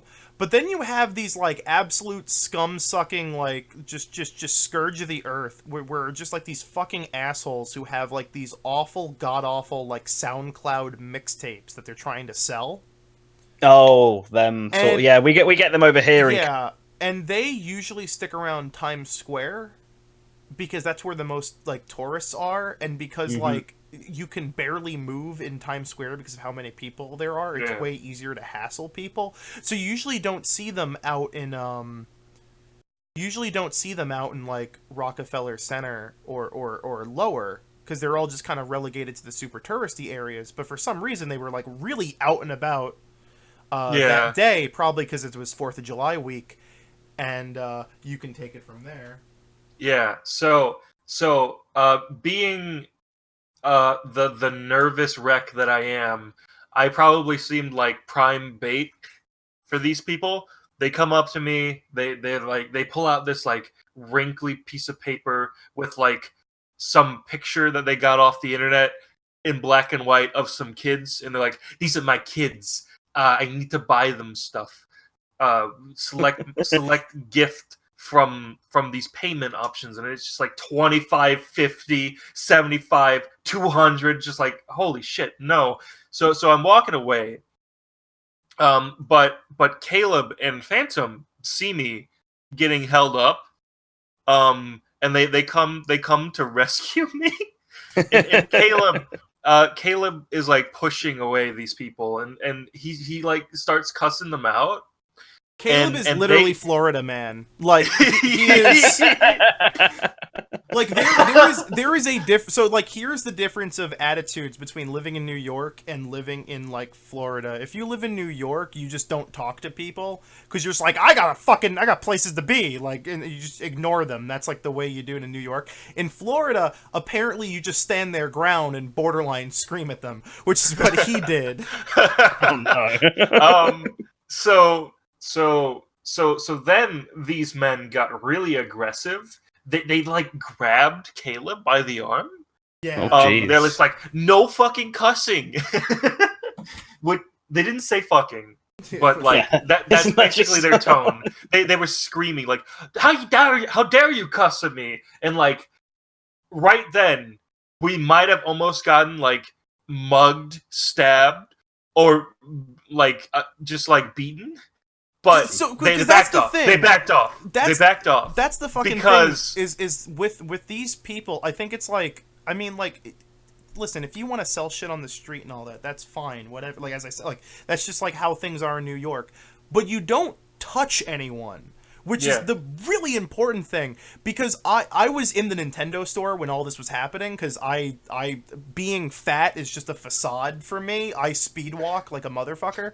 And so I was already looking at the fucking Switch demos by the time all this was happening. And like one of them was in the process of like literally wrapping their arm around Matt. And it's like, no. Like, you just don't fucking do that. Yeah. And I think the reason why that did not escalate was because Caleb was like already like 1 foot into the Nintendo store, which is kind of like seeking asylum in New York, is just stepping into a store because it's no longer public property. Yeah. And 2, Nintendo New York have like these like 6'5" security chads like at the door, like waiting to take care of anything. So yeah, the literal there was just one guy right there. The literal Nintendo ninjas would have stepped in if anything happened. Yeah. Sounds like a wild experience. Yeah, it's not great. I came back from New York, and the first thing I do, my family's asked me, "How was your trip?"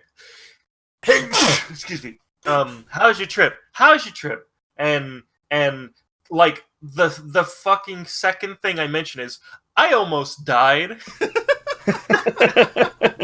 Oh, wonderful. Yeah. As I said, it could have just been that it was like 4th of July weekend. There was more tourists out, so that's why they were kind of hanging around in that area. But yeah, that is definitely not a common occurrence. That is just like a one-off, like what the fuck kind of thing. It's definitely a different experience to the sort of thing you get from those people here. Because I had a friend from Canada who I was hosting for like 2 weeks at the end of June. And he's been to New York a few times. And when we went to Camden, we had those same sort of people come up with CDs and trying to give you stuff and being like, check out my SoundCloud. I'm on Spotify, blah, blah, blah, blah, blah. And over here, they come up to you and they start chatting all this. They give you the CD. And then that's literally it. And then once they give you the CD, they're like, check out my SoundCloud. And then they walk off to go to the next one. And he was saying to me, like, in New York, they try and like make you pay for it and stuff. And then if you don't pay for it, they'll take it back off of you. Yeah, no, there was more aggressive about it. They'll kind of like prey on like, oh, the idea that like I'm giving you like something free, like a photo, even though you didn't really ask for it. And then like they'll be like, hey, you can have this if you buy this or something. And it's just like, don't. Yeah, I remember when I was in Italy, because Italy's really bad for stuff like that. Especially if you're there as a couple.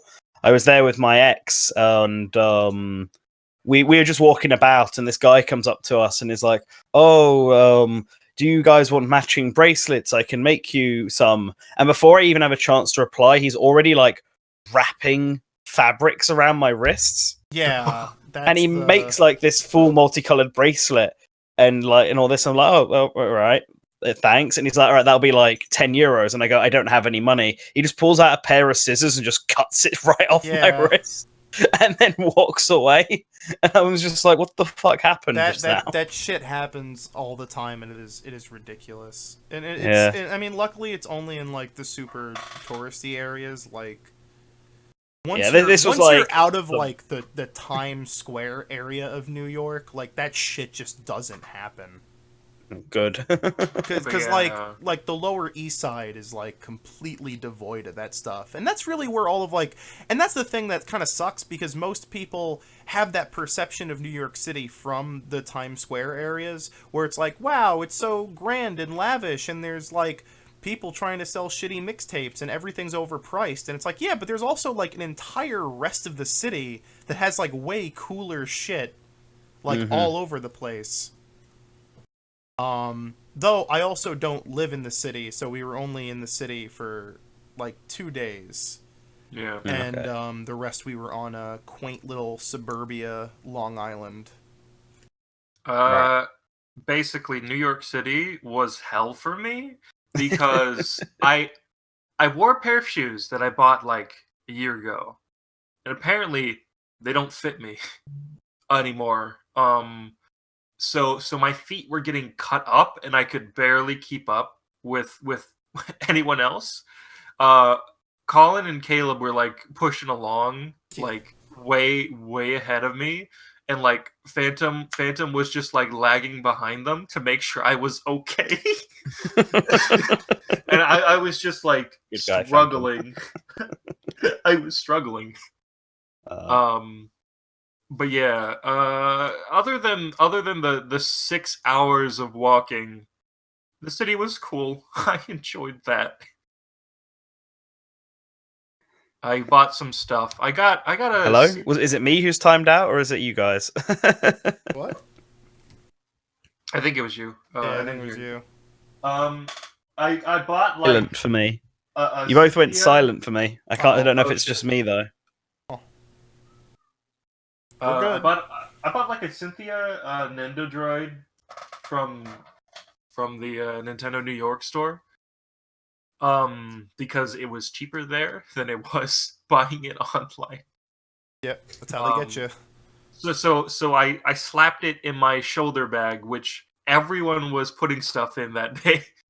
So by the time I was like leaving New York City and going back to Colin's place, my shoulder bag was like Bursting. it was bursting. It was like the size of my head.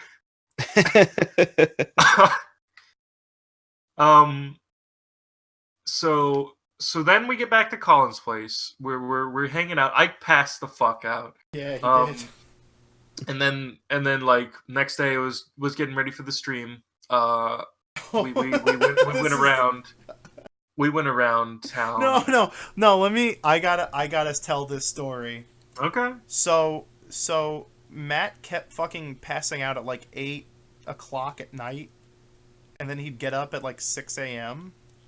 Yeah. God. So, and I would get up at like 9:30. So I would come down after, having like gotten up and like showered and everything, and I'd be like, "Are you ready to go?" And he's like, "No." And I'm like, "All right, go shower and all that." And then he would do that, and then on Thursday, he came down. And we were like, all right, we're ready to go, right? Let's go get, we got a lot of driving to do. And he's like, we still gotta film the promo video. And I was like, what? I was like, you didn't do that before you left? And he's like, no. And I was like, we gotta go, like, cause I had like shit I wanted to do. I wanted to drive like literally like 2 hours across the island. And it was just like, so we're like, all right. And then Matt's like, well, I can stay here and you guys can go. And I'm like, I'm not fucking doing that. So what we did, I convinced Matt to do this. I'm really proud of this. We filmed the promo video on his phone. Mm-hmm. And then I made him download an editing program for his phone. And he edited and uploaded the video from his phone in the back of my car. Oh, wow. It takes dedication. Kudos to you. Yeah. So if you go back on that promo video, the program I was using doesn't let you mute the audio of the video when you put music over it. So you can hear like points where Colin's just talking over the footage. There's like a specific part where he like I grabbed the rumble pack and I'm like, get that shit out of here. Get that shit out of here. And it's like very audible. It's really good. It was quite a trip. We even bought a real Majora's Mask cartridge. Yeah, we bought a real Majora's Mask cartridge, and I bought like a little dickly thing. I saw the Decker link. In the video, you can see that we had an EverDrive in the N64, but we switched over to a real Majora's Mask cartridge just for like stability reasons. So the way the EverDrive works is it doesn't have internal storage. Like it can save stuff and it can save your data, so like you can reset it a certain way and it'll still be there. But if it crashes, it's gone. Yeah. And Majora's Mask is not the most stable N64 game. Yeah. So I was very worried about that. So we went out and bought a real cartridge to make sure that wasn't an issue if it did crash. And it didn't. It didn't crash. I almost got soft locked, but it didn't crash. Yeah. How much did it cost you to buy a cartridge? It was $60. Oh wow. Yeah. So it's about the same as it is over here. Yeah. And now I gotta get rid of it. And the steering wheel. Maybe we should have a Source Gaming official eBay page where we can just throw resell things up we don't want on there. But yeah, it sounds like you. Aside from the stream, I didn't do the thing where I passed out for a day after the stream like I did last time. I woke up at like 10 a.m. and I was like, I'm feeling great. Yeah. So then I entered the VR zone, the PS VR zone at Colin's place. Mm-hmm. And I'm playing a few games. I played Super Hot, which was really cool. Played Tetris Effect, which is also Tetris really Effect is really cool. I love Tetris Effect. Especially if you get like headphones, like proper like really loud headphones. Turn that volume all the way up, and you can just like get into it. It's so good. Who knew how many times I could buy the same game over and over again? Yeah, I also played London Heist, which was an interesting little tech demo. Yeah, I need to play it properly now that I've got the PlayStation Move, because I've only ever played it with a controller, and it's all right with a controller, but it's definitely meant to be played with the PlayStation Move. The thing I noticed about Super Hot and London Heist, the PlayStation Move controllers suck ass. Yeah, they do. Ooh. It was just like losing the signal for them because it uses the lights to track them, right? Yeah. It was just like losing the signal from them all the time. I couldn't like properly move around this like room space. I couldn't Super Hot like I couldn't be the best gamer around in Super Hot.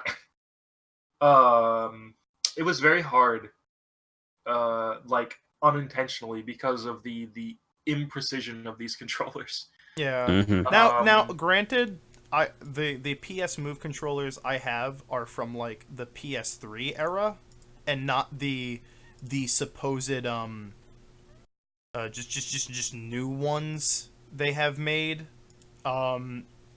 which are apparently newer and might be a bit more reliable. But at the same time, it's like, yeah, these things kind of suck, just in terms of like what buttons they have on them and whatnot. Mm-hmm. Yeah.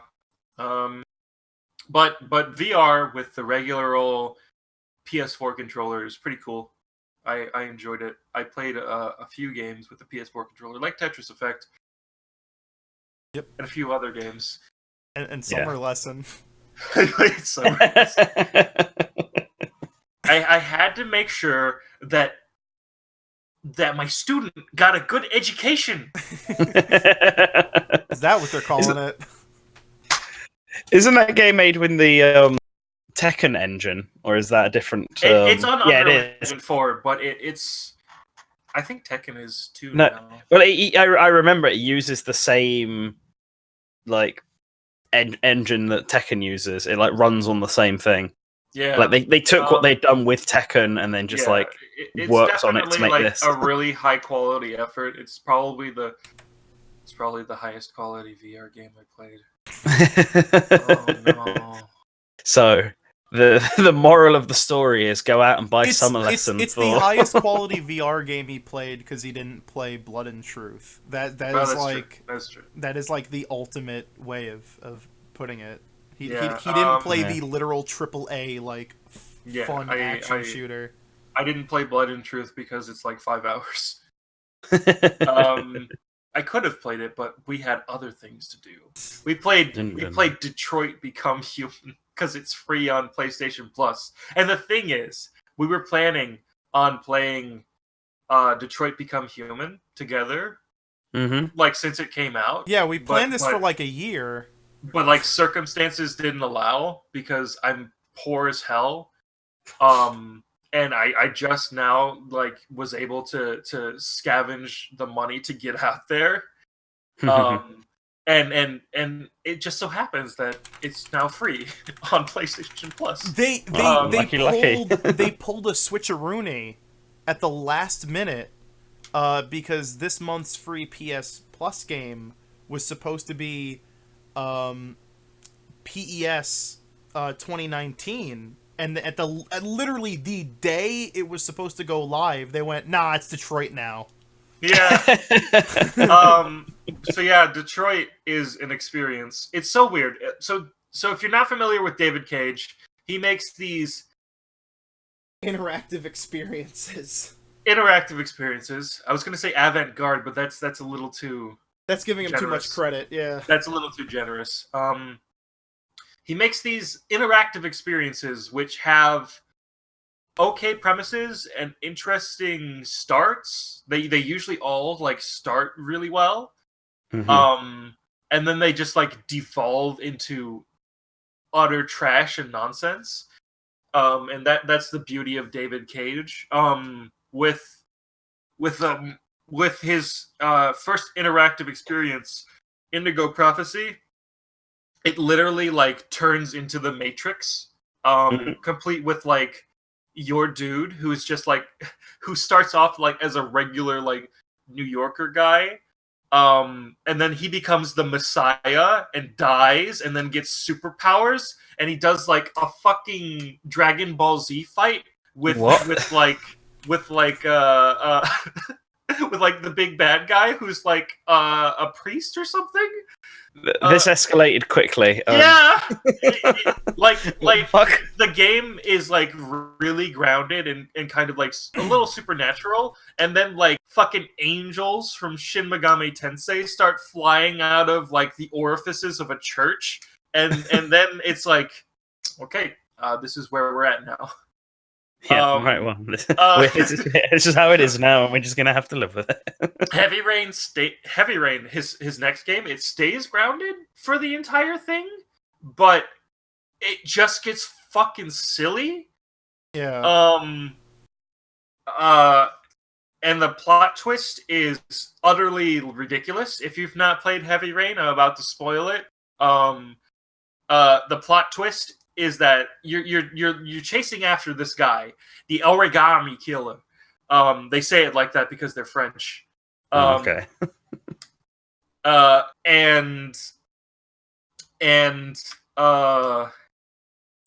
he's like kidnapping these children and he's killing them. Because he was abandoned as a kid by his parents. And his brother died or something. It's tragic. It's a little tragic backstory. And then it turns out the origami killer was one of the characters you've been playing as the entire time. Okay. A guy who was posing as a detective to uncover stuff about the origami killer. And it turns out that he was just doing that so he could gather his evidence and burn it. Dispose of it. Okay. Yeah. And it's like the worst because he seems like really genuine, and he's probably the most likable character in that game up until they reveal that. and it's even worse because he gets into like a relationship with somebody whose kid that he murdered. That's fucked up as well. It's Heavy Rain is a bundle of tricks. And then his next game, Beyond Two Souls, was his love letter to Ellen Page. He just put Ellen Page in a bunch of like various like barely related situations. And it was really like directionless and dumb and bad. And I remember it was probably liking it. like really.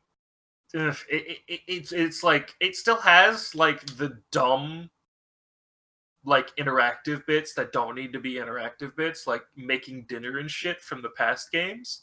Okay. But the actual game itself is really boring. Oh no, that's never a good sign. And then we come to Detroit Become Human, which is David Cage's most restrained work that he's ever made, and that is an accomplishment not worth discussing, because that's like barely an accomplishment. That's like such a fucking low bar, because none of his works are restrained at all. So the whole game is an allegory. Androids are a thing now, and they're sentient. They're gaining sentience, and the game makes parallels between that and like the slave stuff, the civil rights movement, everything like to do with America and maligned black people. And it does it in the most ham-fisted way possible. There's literally an android underground railroad going to Canada.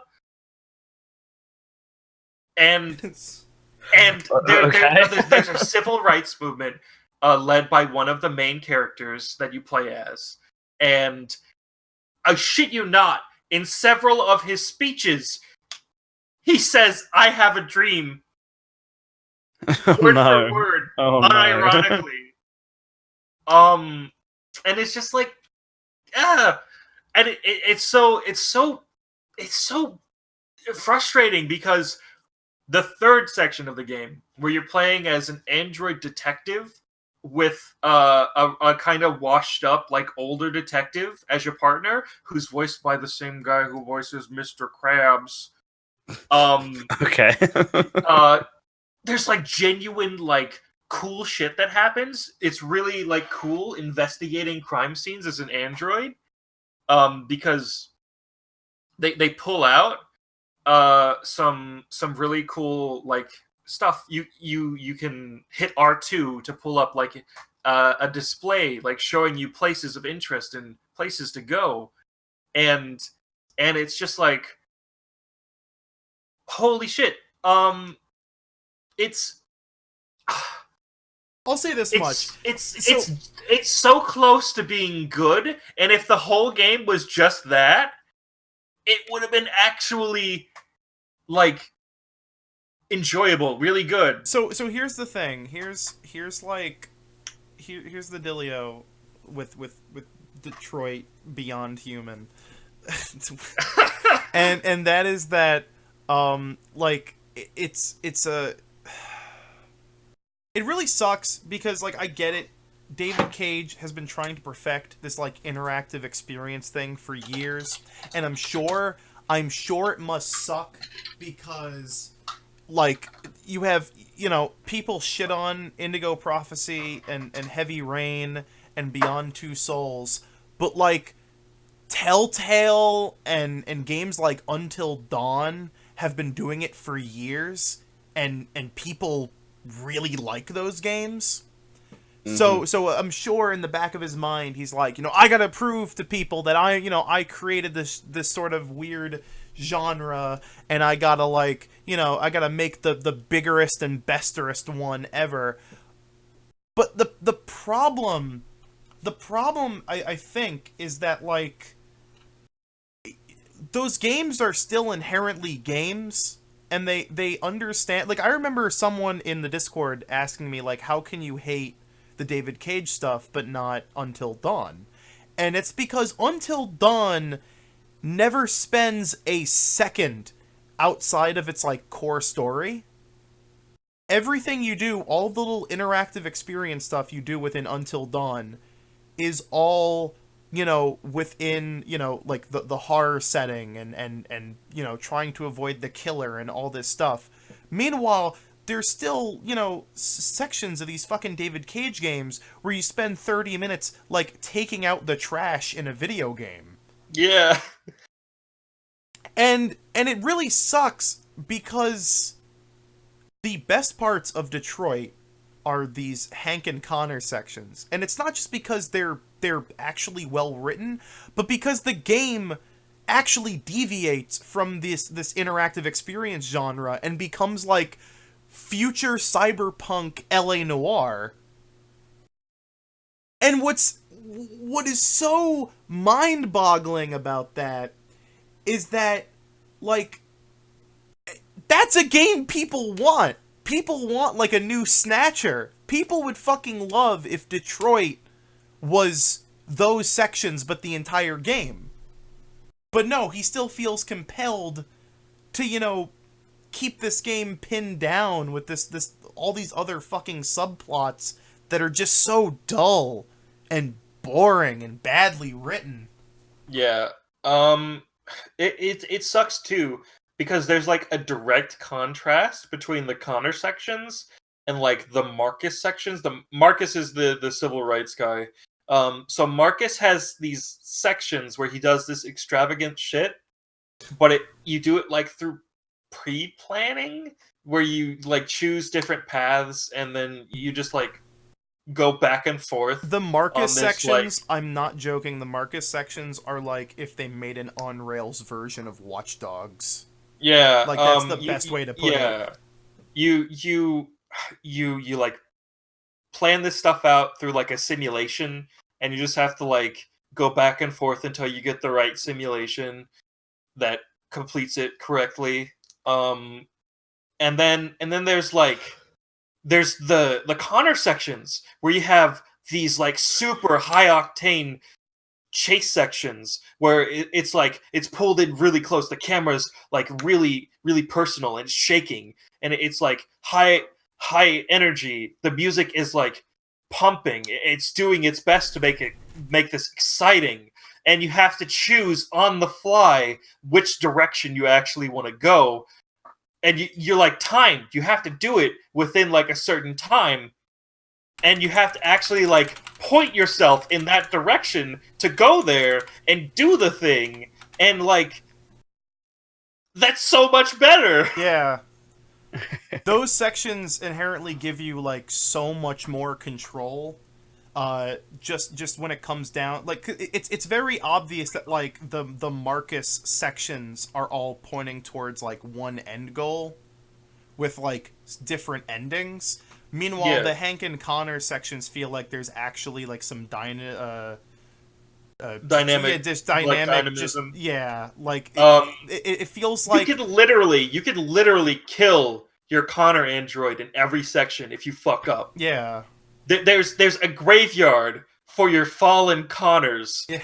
We only died once, and there were several points where I could tell Connor would fucking die if I fucked up. And the relationship with Hank is like actually rocky. Like, you can either have them be really good friends or just like it's really genuine. each other the entire time.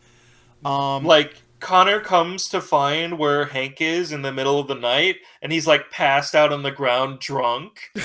And he has like a gun in his hand and stuff.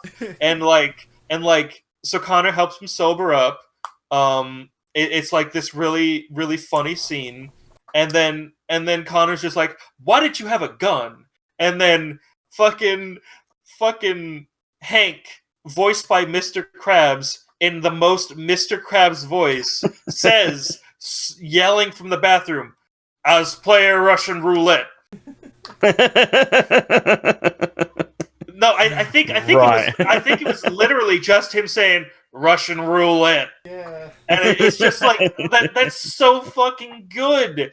That's so good! And then, why couldn't the whole game be this? And then the biggest contrast, the ultimate, like, filler content of this game is a third subplot where you play as a maid robot who runs away from a very broken home with a little girl, and those sections are so nothing, but they're also like the goofiest and wackiest fucking sections of the game.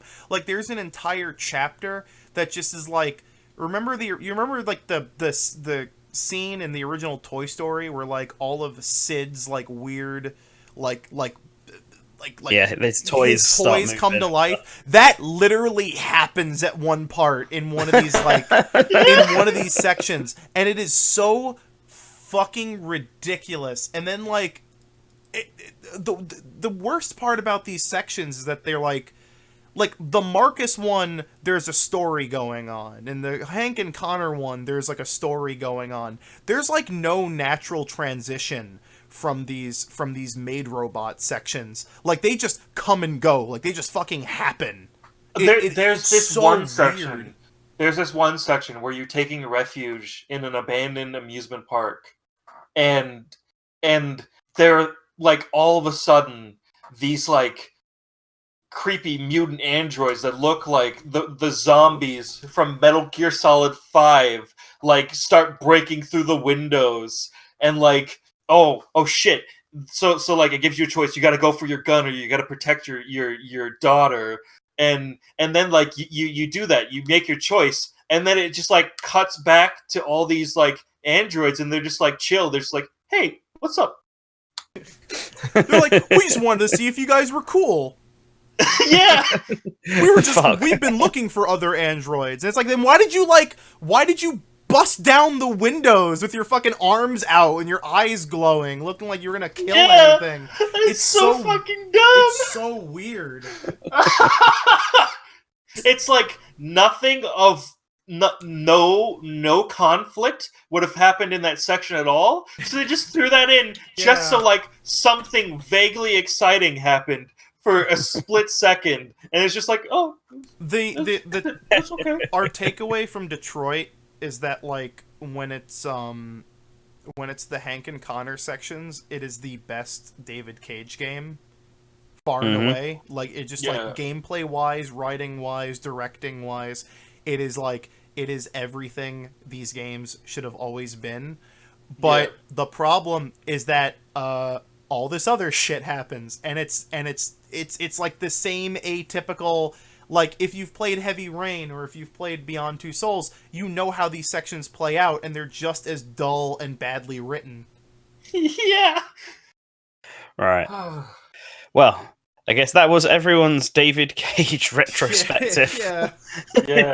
From Kawlun and ShadowLink. And I That's think, a way to wrap this week. Yeah, and I think with that, gaming. I think with that, it's time to wrap up. Yeah. Time to wrap up. I played Dead or Alive Extreme Volleyball VR. It was and like then you're gonna go back. It was like playing a 3DS game. It was really low res. I also played RE7 VR, which made me actually sick. Like, I didn't get sick at all from any of the other VR games. I didn't even get like fatigue or like VR syndrome where everything is smaller when I take the goggles off. But RE7 made me feel all of that, and like, I just think it's because it's a really badly optimized like VR experience. It's so low res, it's so blurry. There's like motion blur and stuff, and it's like making me sick just looking around in the game. That's weird. I've been fine playing Resident Evil through VR. Like, I'm doing it exclusively VR, and I have so far. Yeah, that's the only game that has given me any problems. Interesting. Well, anyway, thank you everyone for coming and watching this week's episode of Morning Source Gaming. As always, like, subscribe, put everything in the comments below. Or you ever streams? I don't know. Follow us on Twitter. Follow me on Twitter, especially. I need attention. Yeah. Follow Links- us on all the social medias. Yeah. Link. Links in the Follow us on description. Twitch. Yeah, follow us Follow on us on Twitch. Twitch. Follow us on Yeah, Twitch. follow us on Boost Twitch. up those Twitches, and we'll start Boost using up it that more. Twitch. Yeah. And yeah, There's more stuff coming soon. I'll eventually finish part 2 of the Devil May Cry 5 review. Yep, and there'll be the next all content in Smash Brothers pretty soon. Yep. In fact, so look forward to that in the next few days. And yeah, with that, bye everybody. Have a good Return one. to the source. Bye. Bye-bye. Bye. Bye bye. Bye.